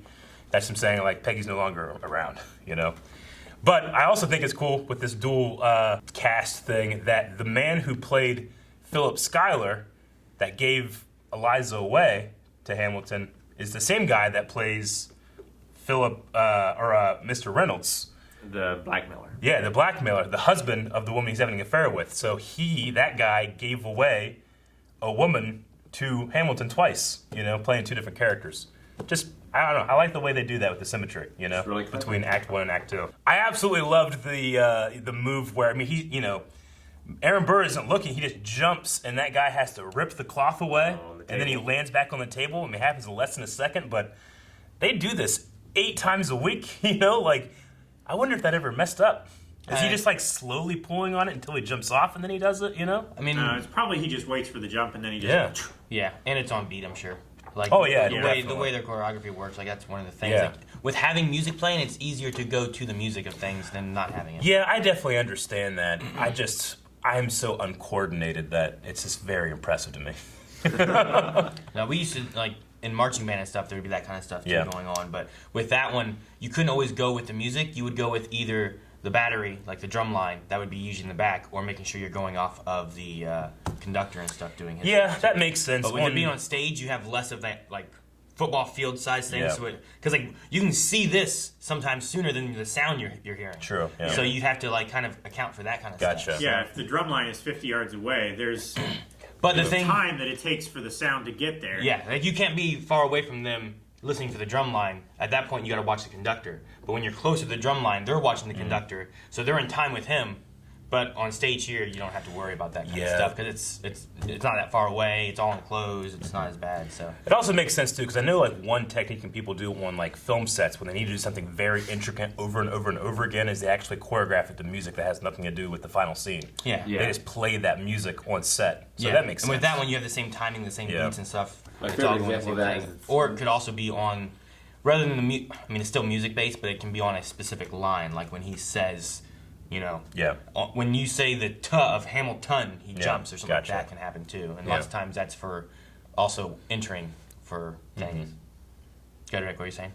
It's okay. It's not important. The other thing I really like though, which just goes with the way the stage production of it all is I still really love the way they use it for walking for the circle, where they have the centerpiece that can stay, but then they're tossing lampposts on it, and it feels like they're walking down the street. It's great because the one is moving on it, but then Aaron Burr is walking beside of it. And he's staying next to Hamilton. Yeah, it kind of gives the idea of a walk cycle, like in a video game, where it's just this, this thing changing. It's not actually moving through anywhere. The background's moving. Yeah, but you can give the false feeling of they're walking down the street talking. Versus when you're just on a flat stage, when you do that, you're going somewhere. So either you have to hold still, which, a lot of people do that, but you can have that motion. It just kind of keeps things a little interesting and different. And with having it here, they can stay right in the same spot on the stage if they want to while walking, and it gives the motion, and you get the feeling of them actually going somewhere without them actually having to walk across the stage and then... I wonder how fast that can go. I wonder if you could just fucking outrun and just in this spot. I don't know. Like if Sonic gets that thing. It's gone pretty quick in some of the dance numbers. Yeah. Because there were people that were having to jog to stay in place while other people were zipping around them. I know we were talking direction before about the idea of what VR movies are going to be like, and being able to experience something a different way a second time. I really want to see this with just one camera here that never changes. No, I get you. Being able to watch the whole show and sit anywhere in the the theater would be cool. Yeah.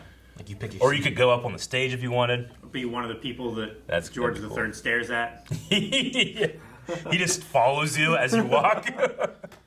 What comes next? All right, let's continue. The issue on the table.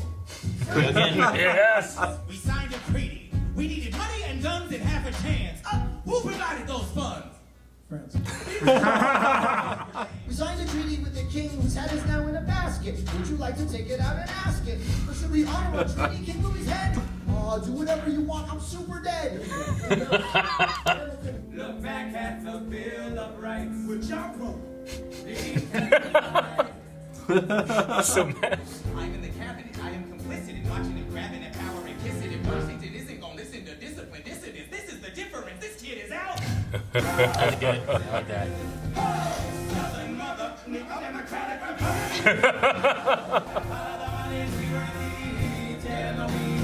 seeds of Hamilton's misdeeds. No, they're gonna find the black man. Spoilers, Aaron. They just said follow the money, see where it goes. It's going to that lady. Or husband. He's the Secretary of the Treasury. I'm stepping down, I'm not running for president. Sorry, what? One last time. Why do you have to say goodbye? If I say goodbye, the nation learns to move on.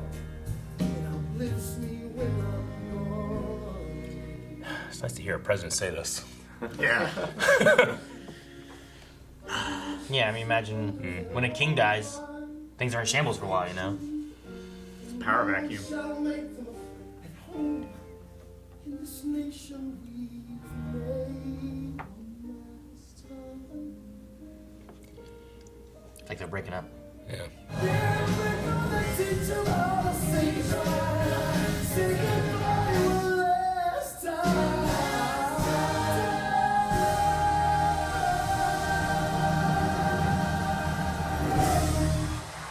That's really good. Yeah. Gotta let the audience cheer for that one. All right, we'll pause it there. Well, we had another cabinet battle in that last segment. Talking about, Rick, you were talking about it like Lafayette went back to France, fighting for revolution, and they cut off King Louis's head. They made the treaty with King Louis, so do we honor the treaty or do we get back into another war?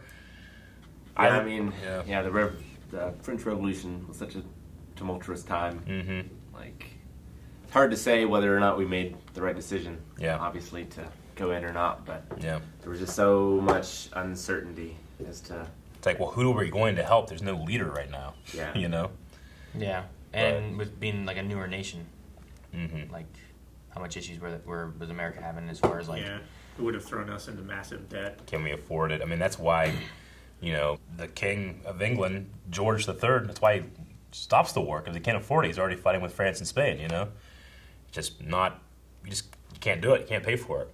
I love, again, because we have this guy playing both Lafayette and Jefferson, he's the one saying, we need to go help Lafayette. Have you forgotten Lafayette? There's something cool about, like, the ghost of his friend talking to him through this actor, Yeah. I just really like that. who was second?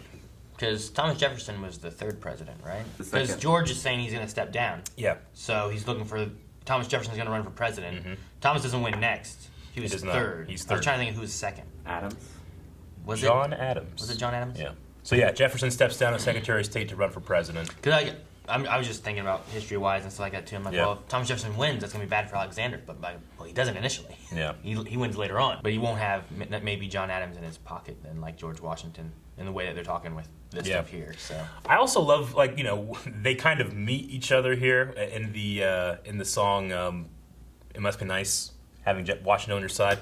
But Burr and Jefferson, like, there's Burr and Hamilton, right? Like, one who believes in something and won't stop until he gets it, and then one that, like, what does he believe in?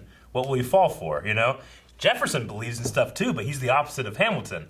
Yeah. So there's kind of like these, like, here's a side, here's a side, here's a side, where it makes these two, on this, like Hamilton and Jefferson, be like, well, they have a lot of like, they fight for what they believe in, whereas Burr doesn't really. He just sees an opportunity because he's waited for it, and then he goes and takes the Senate seat. Now he wants to be in the room where it happens because he's pissed off that he keeps getting left out. yeah.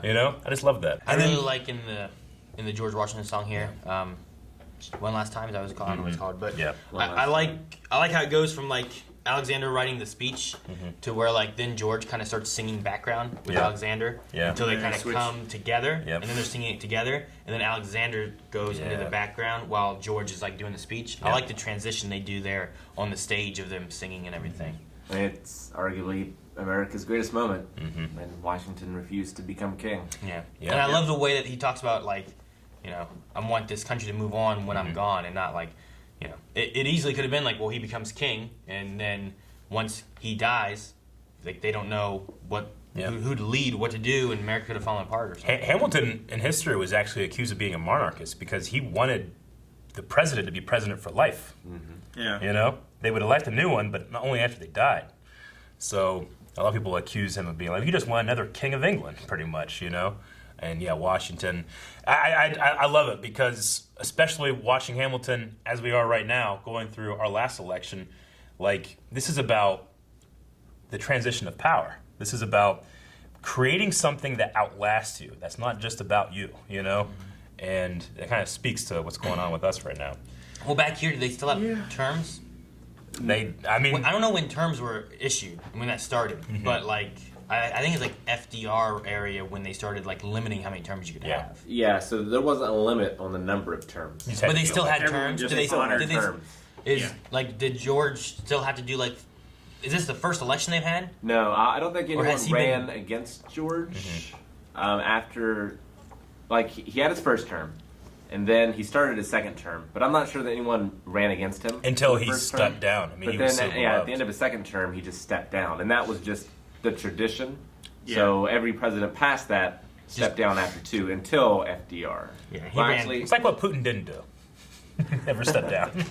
Kind of. I think FDR, because of the war, went for 3. He went for 4, and I think was it Teddy that went for 3? Was it consecutive though, Teddy's?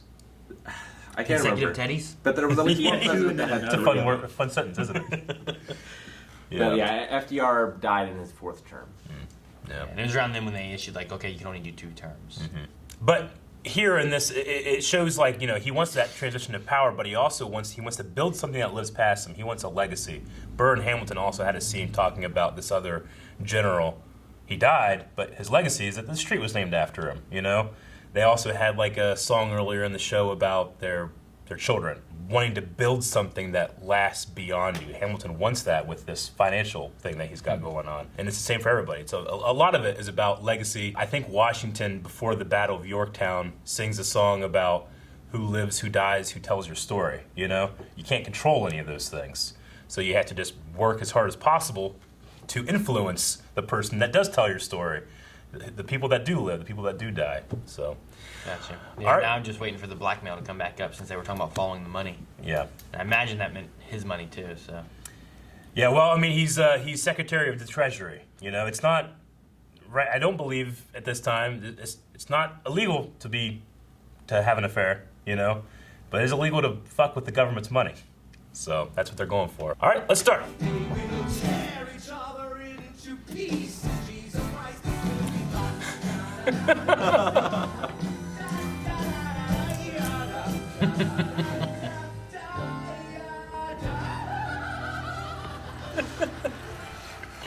Hamilton publishes his response. Sit down, John, you fat mother! What the hell? He dropped his response. You see, that was my wife who you decided. Are my answers to your satisfaction? My God. I picked up a pen, I wrote my own deliverance. In the eye of a hurricane, there is I like this. It's amazing. You can never be satisfied, chronicle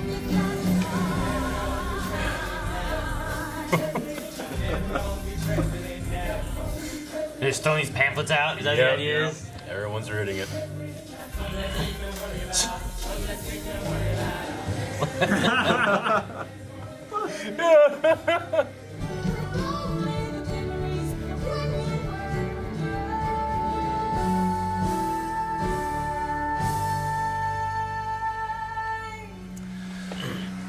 I thought we were gonna see like her and him talk or something, but She was not too happy. Where is this happening? Across the river in New Jersey. Everything is legal in New Jersey. 1, 2, 3, 4, 5, 6, 7. I thought so.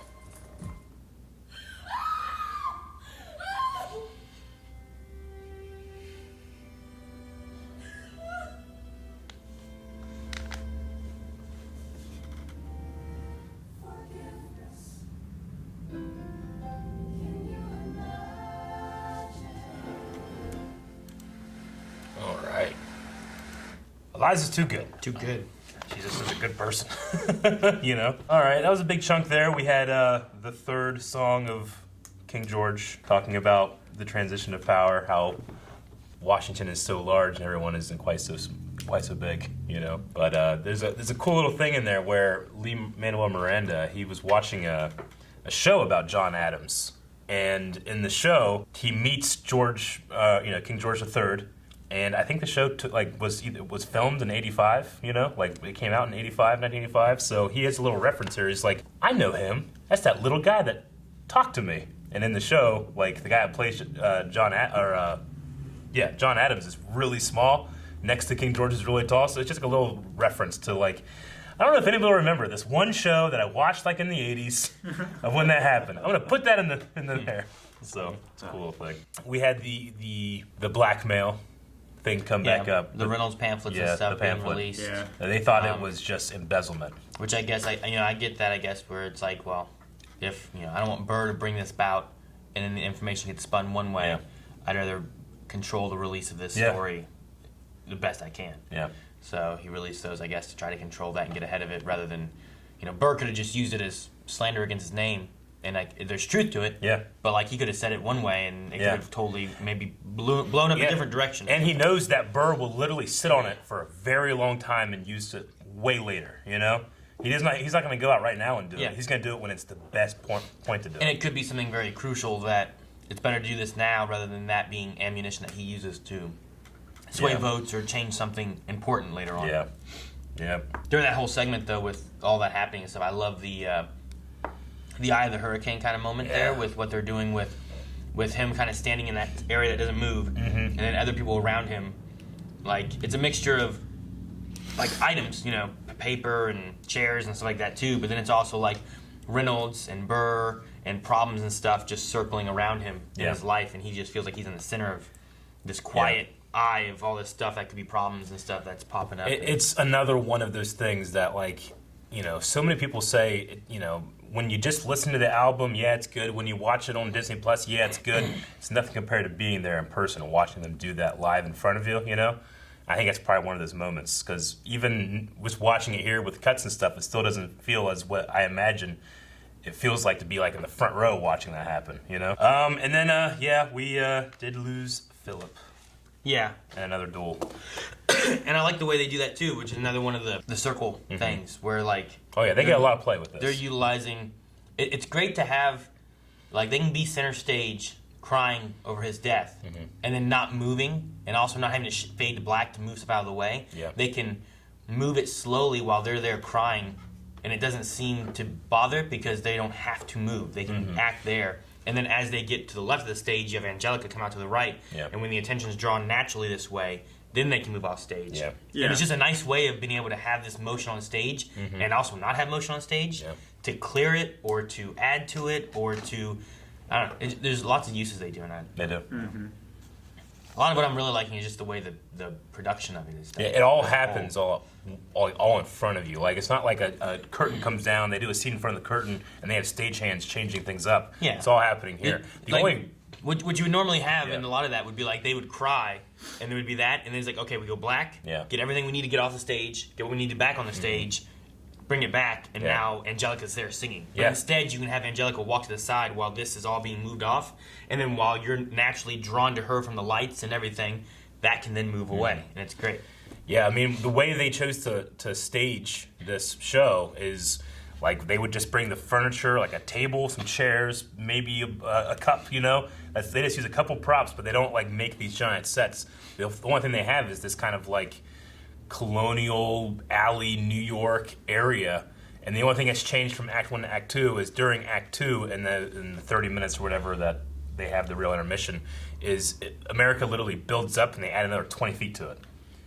So it's a little, in Act 1 it's smaller, in Act 2 it's been built higher. You can see more of it just to get across the idea that America is a little more developed now, And that's really the only thing that's changed. I liked how when they were putting the furniture in from the scene with the hurricane, everything was moving in slow motion. People had it above their heads and stuff, and it looked like the furniture was just blowing away.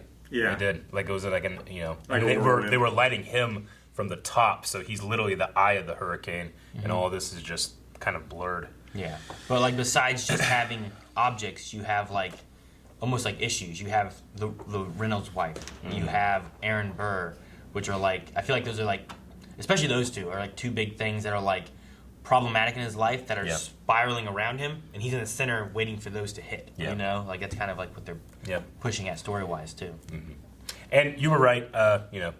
Thomas Jefferson does not become the second president, but he is the vice president because that's how it was back then. They didn't have a vice president candidacy with like, well, here's this one and the vice president and this one. The loser became vice president, the winner became vice president, which is interesting. A great balance of power. Which honestly, I mean, it's not terrible in the sense of like if you have a two-party system, that means like okay, well the president will be Republican, but the vice president will be Democrat, and you have a little bit of that balance in there where it's like, well, you get someone to help voice, but maybe the president doesn't listen to them at all, you know. But then that's what happened with Jefferson in that he just never listened to anything, and so he went off to go be a governor somewhere else or something while he was still vice president, or something. I think. But it's ultimately well, in this they said that John Adams was like didn't want Jefferson, right? Like he's like, I don't want him at all. So he's like, But it's that balance of power that then becomes more equalized with the judicial and executive and legislative eventually. The duel, obviously Philip doesn't have a second with him, like he dies kind of alone, not alone, he's with his parents at the end, but his father tells him like, look, there's no negotiation. You guys aren't trying to work it out. They say in the first 10 Duel Commandments that most disputes die, no one shoots. It never gets to the point. But if it does, make sure you clearly fire in the air. You're showing that the dispute is settled. I don't want to kill you. And he said that before they even got to 10, he clearly had in the air the other guy still shot him. Which is not the honorable thing to do. So. Be interesting to see how they handle the next duel. Because there's some debate as to how it all went down. Yep, there is. We're having a good time doing it. All right, let's continue. These two. I'm going door to door. Openly campaigning. Sure. What's new? Honestly, it's kind of dreamy. It's up to the delegate. He's a junior delegate from New York. It's up to Hamilton. He's a junior delegate from New York. Jefferson has my vote. Jefferson has beliefs. Burr has none. True. These guys. I look forward to our partnership. Our partnership. As your vice president. Yeah, right. And it's crazy that the guy who comes in second gets to be vice president. Ooh, you know what? We can change that. You know why? Why? Because I'm the president. He didn't vote for him for president. They duel. Well, it's the last straw. Everything that he's done, he's taken away from Burr. 1, 2, 3, 4, 5, 6, 7, 8, 9. I imagine death so much it feels more like a memory. What if this bullet is my legacy? What? That's cool. Rise up, rise up, rise up, my love, take your time. Raise a glass to freedom. I'll give him this. His financial system is a work of genius. I couldn't undo it if I tried. And I tried. I live another 50 years. It's not enough. I interview every soldier who fought by your side. I try to make sense of your thousands of pages of writings. You really do write that you're running out of time. And when my time is up, have I done enough? Will they tell my story? Oh, I can't wait to see you again. It's only a matter of time. Sometimes who tells your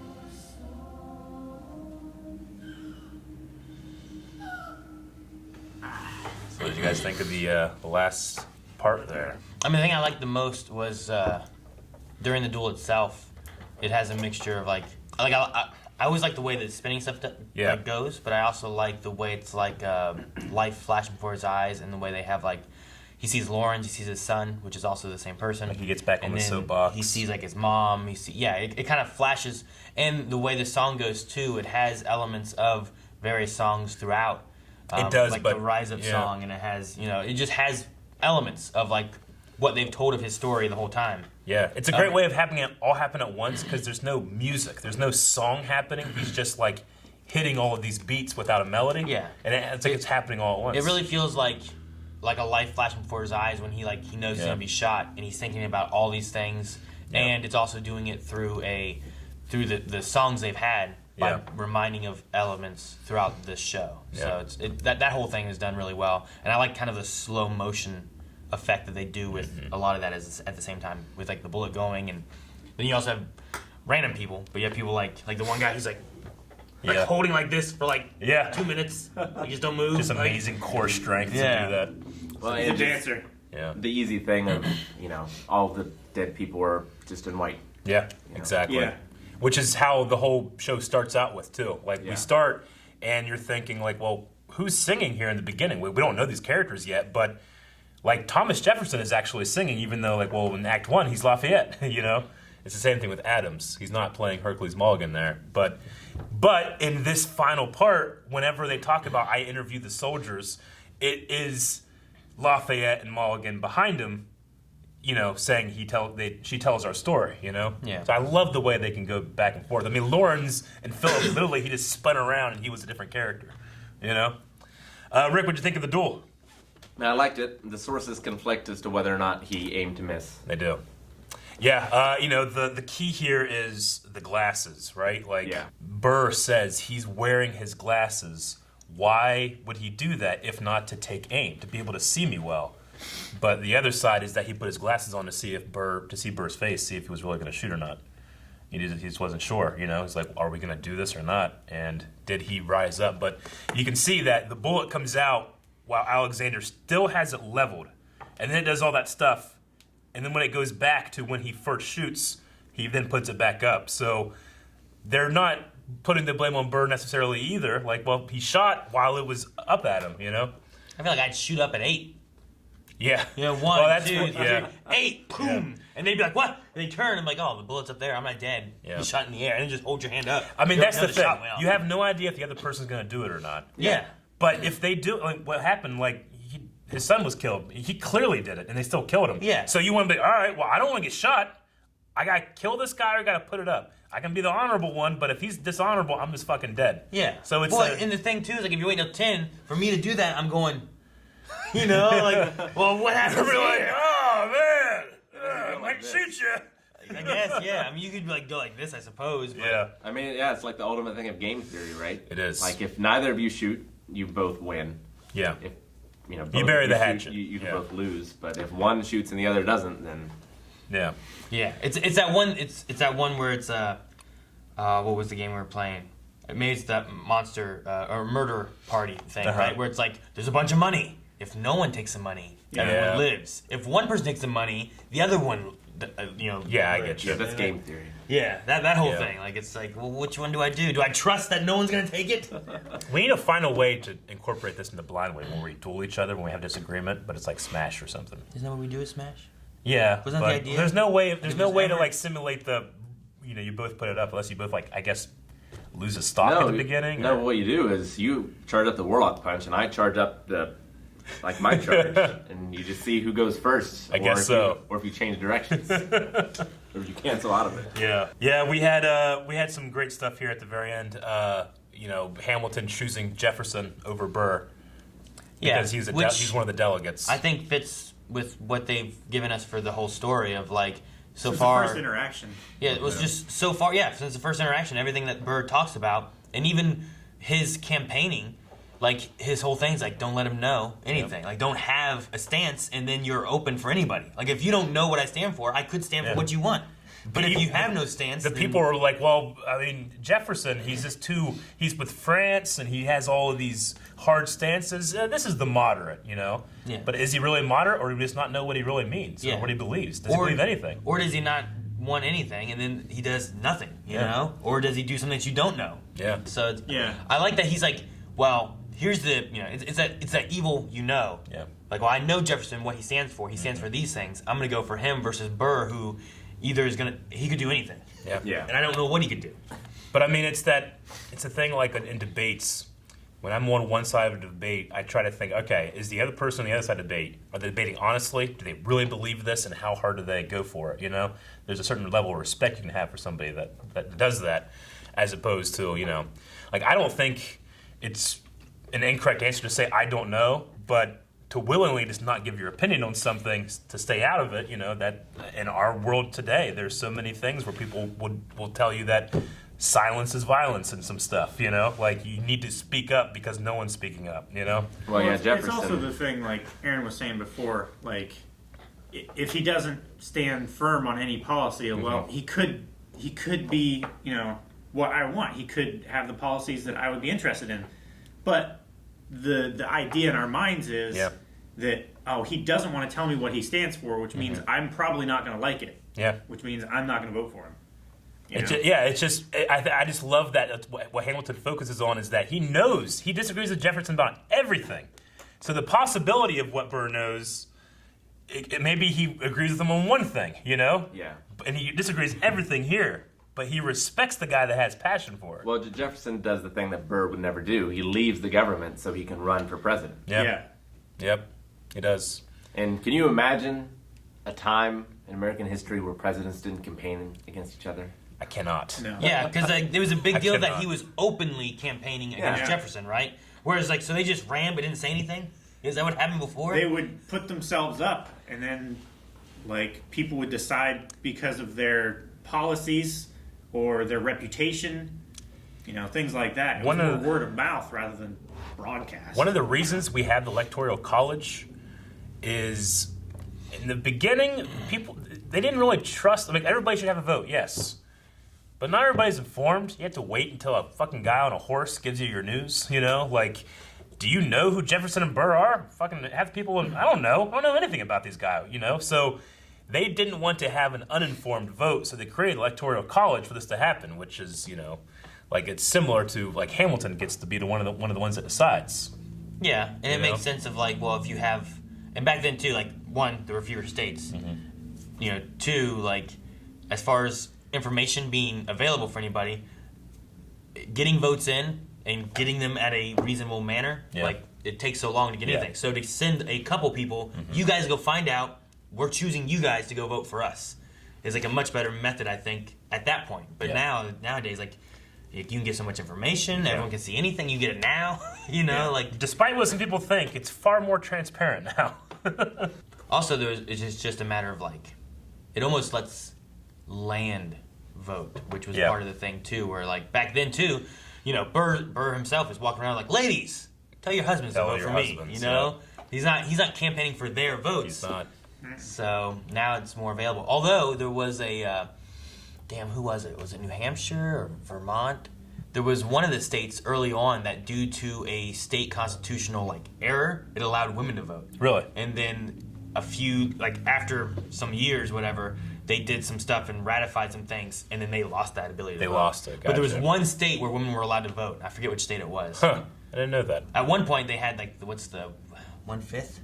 What was it? The 3/5 compromise? 3/5? Whatever. Well, whatever it was, where, like, you can, like, black people had, like, this much of a vote.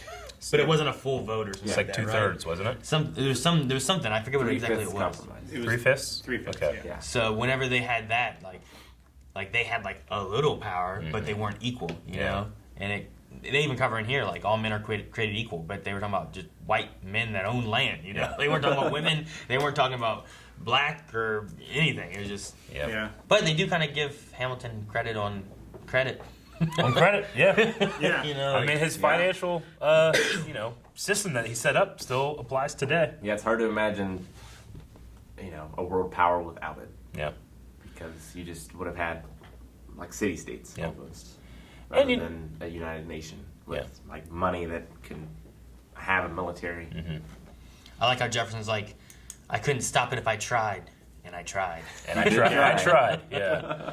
There's one part in here when they're kind of mocking Hamilton from being from the Caribbean. You know, they keep saying, like, we're going to let this immigrant come in here and rule these things because he is from the Caribbean. You know, this island that was hit by the hurricane. I like that. You know, casting this diverse cast that we've had here, like, you still have those things in there. We're not taking that out. Like, they still were racist and they were still misogynistic and all that stuff. Just, you know, it's today's America telling yesterday's America's story. Which, and then speaking of, we get to the end here and we have the focus put on Eliza being placed back into the narrative, she says. How'd you guys feel about Eliza's ending? Yeah, seems to have been an incredible woman. Mm-hmm. Did a lot of really awesome things and told her husband's story, which is, Yeah. you know, what he was worried about. Yeah. Yeah. His Legacy. Yeah. That was one of the things they talked about in one of the early songs, and they mentioned in there too of like, once you're dead, you can't control your story. Like who tells your story? Yeah. Because that's where your legacy is now, is whoever's telling it. Which, if it's, you know, if Burr hated him, Burr could tell his story, and it could be an entirely different story than what like Eliza is, who was there with him through good and through bad.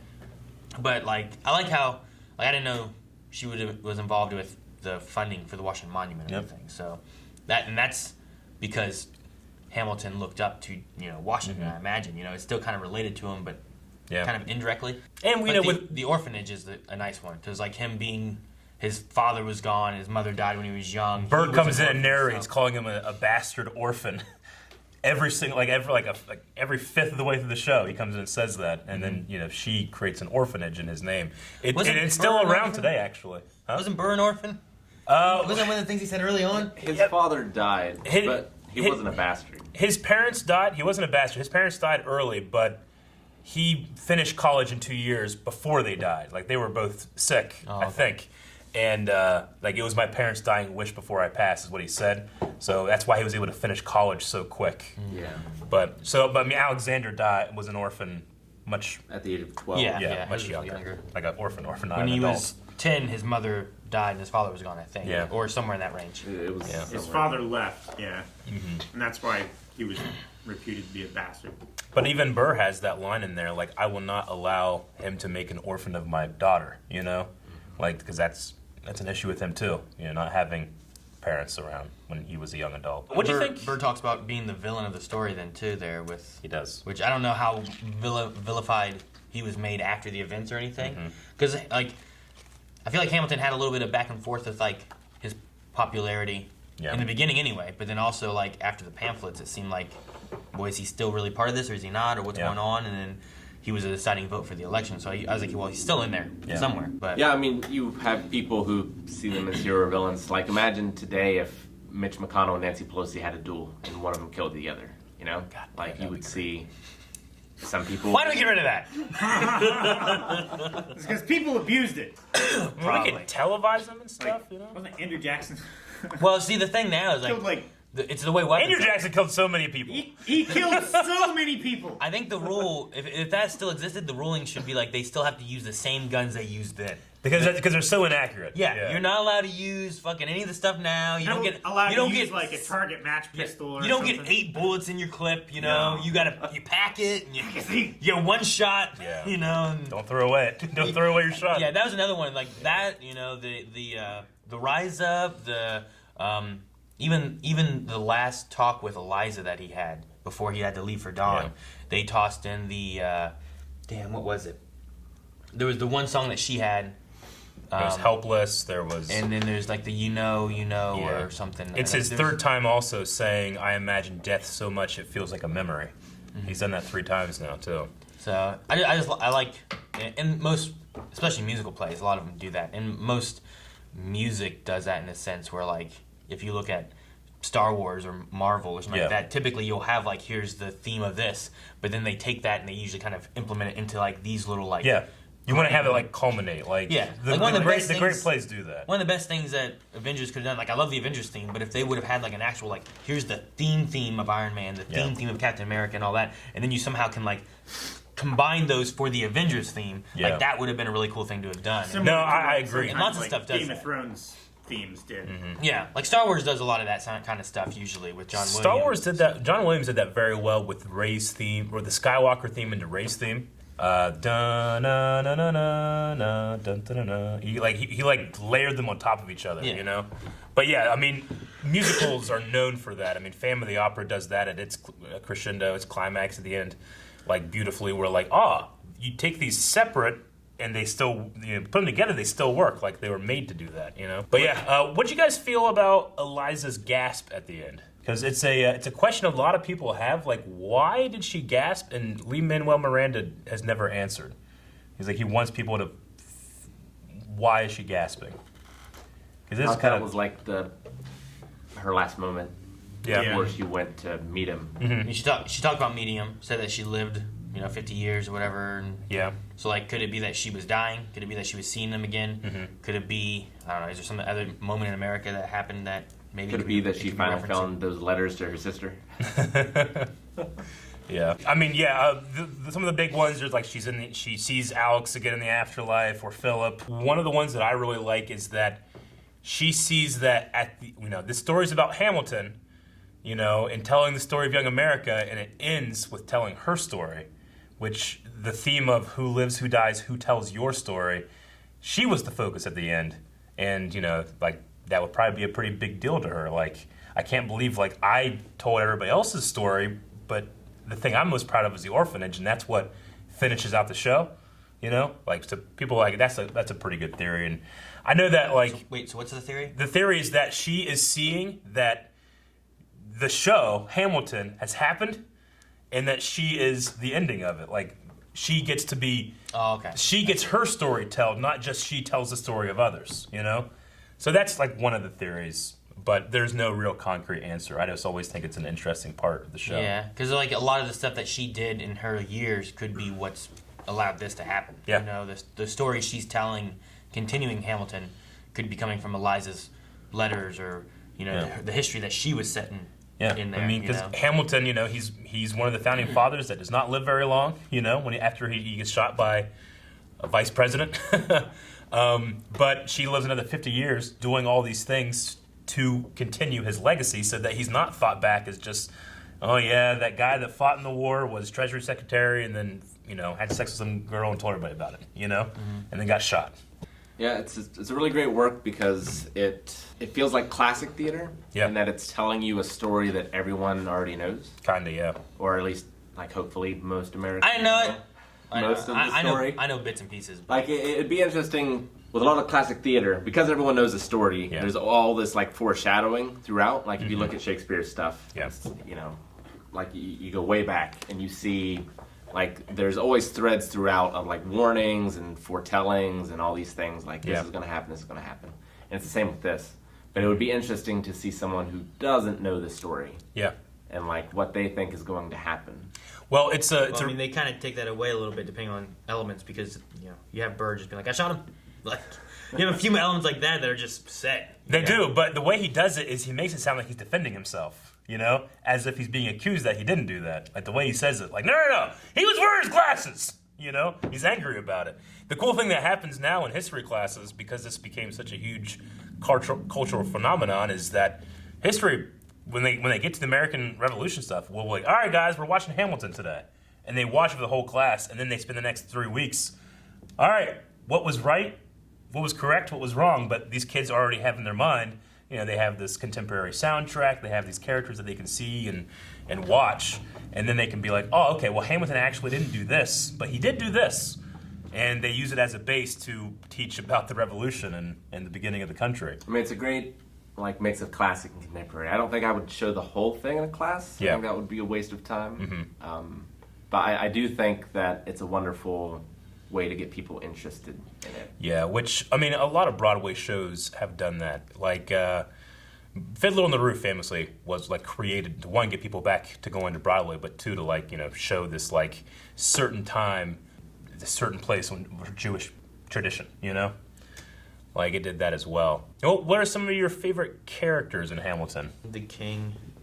Yeah, I like him. George III. Enjoyed George III. Christoph, I mean, I forget the actor's real name. I can't remember it, but he's a good singer. He does a really good job with that. But just like his mannerisms and his eyes and like the character as a whole, like even though he's not there very often, like when he does show up, it's like, oh man, look, here he is again. I like it a lot. I love Washington and Lafayette. Yeah, are two of my top ones, and Burr is really great too. Burr's amazing. Like I like Burr much more than I liked Hamilton. Yeah, I kind of agree. Hamilton had really good facial expressions. A lot of the times, like whenever he would go from sad Yeah. to like he needed to transition to the next scene, his Yeah. face would just like snap Yeah, it into would. the next position, which is really good. He has a way of the forming a word in his mouth that kind of like just flows. Like, I don't know. There's something about the way he speaks and he sings that I don't know. I really enjoy it. Like, it's not slurring the word, but he has like just a very specific way of forming his mouth. I liked Angelica a lot as well. I thought that she did a really good job with like her singing and stuff, and her involvement in the story was good. Yeah. There's also that redhead that was dancing around too, but she didn't have a name. She didn't have a name. Yeah, the company of Hamilton, like all of them they play a bunch of different roles and then just background stuff. But there actually is one person of the company that's really interesting. Calvin, you actually nailed it. You called them the Bullet. You remember the girl that comes out and she's the actual Bullet? So during King George's first song, a spy is killed. It's actually that extra. It's that background company member that's killed. And then if you watch throughout the play, she plays the bullet every time they need a bullet.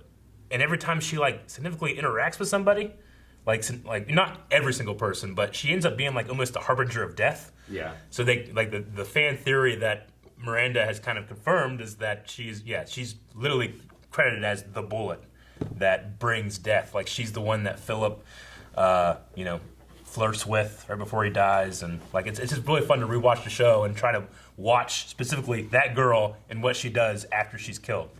It's pretty cool. Yeah, I was surprised that she sang too, because like a lot of the background characters, like they are the chorus, but they're not like singing. You know what I mean? Like they're not the main focus. But whenever Philip was talking, like she was the one who was like she had some vocal moments, and I was like, oh cool, like she got to sing. She sounds really good. Yeah, but she didn't get to do anything else. No, you know, like the guy that plays Charles Lee, he's in the entire show, but he only sings in those couple lines. You know, he's really good too. I like the way he, like Washington cannot be left alone to his devices. He's so good. But yeah, he's got 2 fucking lines in the whole show. And right there.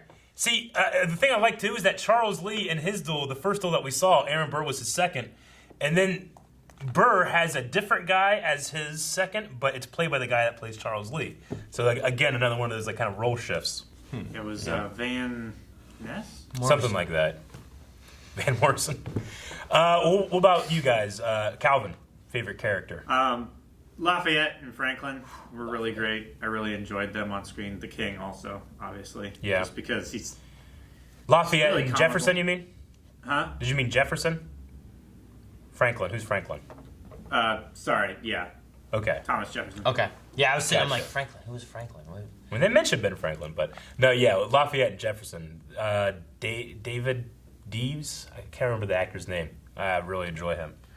He has just like a charisma on stage. Yeah. He loves moving a lot.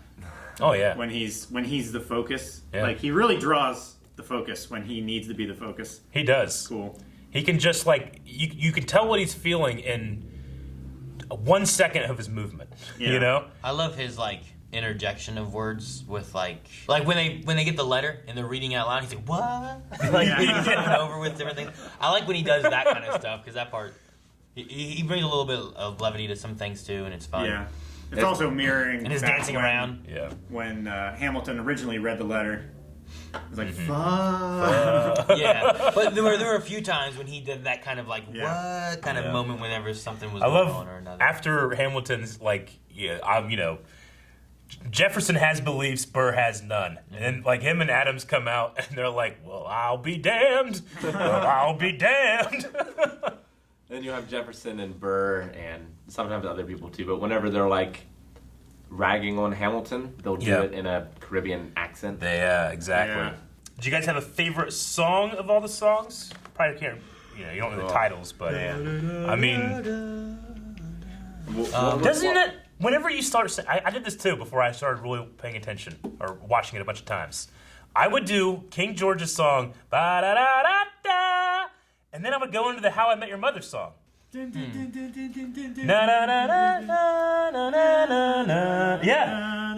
Like, it would be in my head, and then it would happen, and then I'd be pissed off at myself for getting it wrong, and then I couldn't remember what it was, so I had to watch Hamilton again. That's why you watched it like 8 times? My 2 favorites were, I don't know if the title was Rewind or Never Be Satisfied. Satisfied, yeah. Satisfied? Yeah, I really like that one. And then One Last Time, was that Washington's song? Yeah.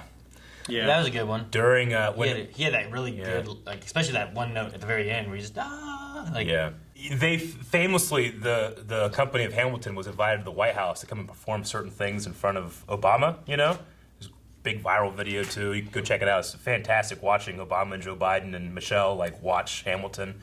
You know, just them at microphones singing. But when Obama was leaving office, they also came and he sang One Last Time, and it's really cool. To see fucking who sang it? The guy who plays George Washington. Okay. I think Obama sang it. Great. One last time. Amazing. Could you imagine that? Hey, did you ever? He sang Amazing Grace. You ever hear him sing Amazing I Grace? can see that. It's so good. Oh, it's real good. Yeah. Anyway, but yeah, man, I can't think of like a favorite performer, but the guy that plays Washington is very, very good. Yeah. Probably my two favorites were One Last Time and Rise Up. Yeah, yeah. Like there were definitely like close others, but I think those were just really good. I really, Moved me. yeah. There's so many that I really enjoy. I really love. It's called Guns and Ships. It's when like everyone give it up for your favorite fighting Frenchman, and Lafayette comes out and he just the rap so many words per minute. I love that one. I love 10 Duel Commandments. There's something about the structure of that song, the way that it utilizes that spinning thing that we've been talking about so many times. The main company, like just literally lining up 10 of them and doing the numbers and stuff, and then having the main, these like 3 people passing it back and forth. I really enjoyed that one as well. In Act 2... Yeah, I don't think there were really any duds. Like, if it wasn't particularly interesting in the lyrics of the music, like, the action was interesting. Yeah. At the very least. Yeah. And a meaning or something along those lines. Yeah. Like, I don't remember the words to, like, his Hurricane song, but I liked what was going on. Yeah. And it matched so well. But I can't sing it for them or anything. Especially not the first time watching it. No. Yeah. I've seen this, I mean, realistically, probably like 10 times or so in the last, since the pandemic, because there's nothing else to do. But my first time watching it was my worst time watching it because, like, as you watch it and pick up the melodies and, stuff, it just gets really fun. And it's really, like, it's a good, like, thing to have on your phone and just, like, listen to on the way to work or something because you can just pick up for 2.5 minutes because my drive's not very long here, You say, like, you have a 3-hour drive? No, I mean, like, I can go anywhere in that track that has the whole thing on it and just enjoy it because, every song is unique and catchy. Yeah, a few of the melodies were definitely lifted. Oh, yeah. But the lyrical work was incredible. Yeah, some things were... all of those songs. Some things were actually sampled from different, like, rap songs and stuff like that. There's some moments where I'm like, this sounds familiar and I don't know what it is, though. There were some of the quotes where they were reading it, where they weren't really singing it in rhyme or anything like that, where it was just natural prose, where I think they were, like, taken from letters and from stuff from Definitely, history. yeah. But I was talking about the music. Yeah. Where, like, some of the music was lifted from other sources. Yeah, like Will Smith did a lot back in... He did a lot overall. Where, like, he took Nightmare on Elm Street, and he took, he would take different music melodies and then rap with... Like, they weren't a rap before, but he would rap with this melody before. Right? But, I mean, everybody does that. Britney Spears did that. Oh, yeah. Just sampling things. But we should say, Lin-Manuel Miranda wrote every single word of this. It took him years and years to do it, too. Super impressive. It's just when you think about, like, just how many words we heard in... I mean, it's a 3-hour movie, but it's over 10,000 words. Yeah, it's an incredible achievement. Yeah. Yeah. And it's all in, like, song, too, which is interesting. Because a lot of musicals I've watched now are, like... There are songs in them. Yeah. But it's not the whole thing's a But song. then there's just scenes. Yeah. You have scenes. It's... a lot of them are much more like Disney movies. Where, like... Aladdin, there are songs in that, but there's also other things happening, other scenes and moments happening, and Like it's not Grease. Yeah, Grease is another one. I mean, I would say most musicals are like that. At least the ones this I've one, seen. this one is just like the whole thing's a song. This is Broadway. This eventually started as literally a concept for just a album. Like, it was not going to have a stage show, no visuals or anything. He was just going to tell the story just through rap lyrics, Yeah, it's pretty big achievement. I mean, he's just super talented. If you ever watch, like, on Jimmy Fallon or something, watch him freestyle rap. He's on Jimmy Fallon? Or you like on Jimmy Fallon, he's a guest. He's and interviewed they and do a stuff? thing where it's like, all right, we're gonna give you 3 random words: pineapple, dinosaur, Darth Vader. Go. And they put a beat, and he has to just freestyle rap, and you just think he's like fucking Wayne Brady. You know how good Wayne Brady is. Wayne Brady's probably the best in the world. He's a pretty close second. All right, well, that was Hamilton. I'm glad you guys enjoyed it, and thank you for watching, because this was kind of like an experimental reaction where, like, you can't really interrupt what's going on with a vocal reaction. That's why I wanted to emphasize just discussion throughout, you know? Yeah. So. Well, if this went well, that means we can maybe jump into cats. Or not. You lost everyone. They just also unsubscribed. Or they subscribe, which you can do right now. Also, check out the full length. You have to supply your own footage. Yep. Disney Plus. Disney Plus. Control easy. If you want to vote for Cats, patreon.com/blindwave. It's on the poll. I'll vote. I'll vote.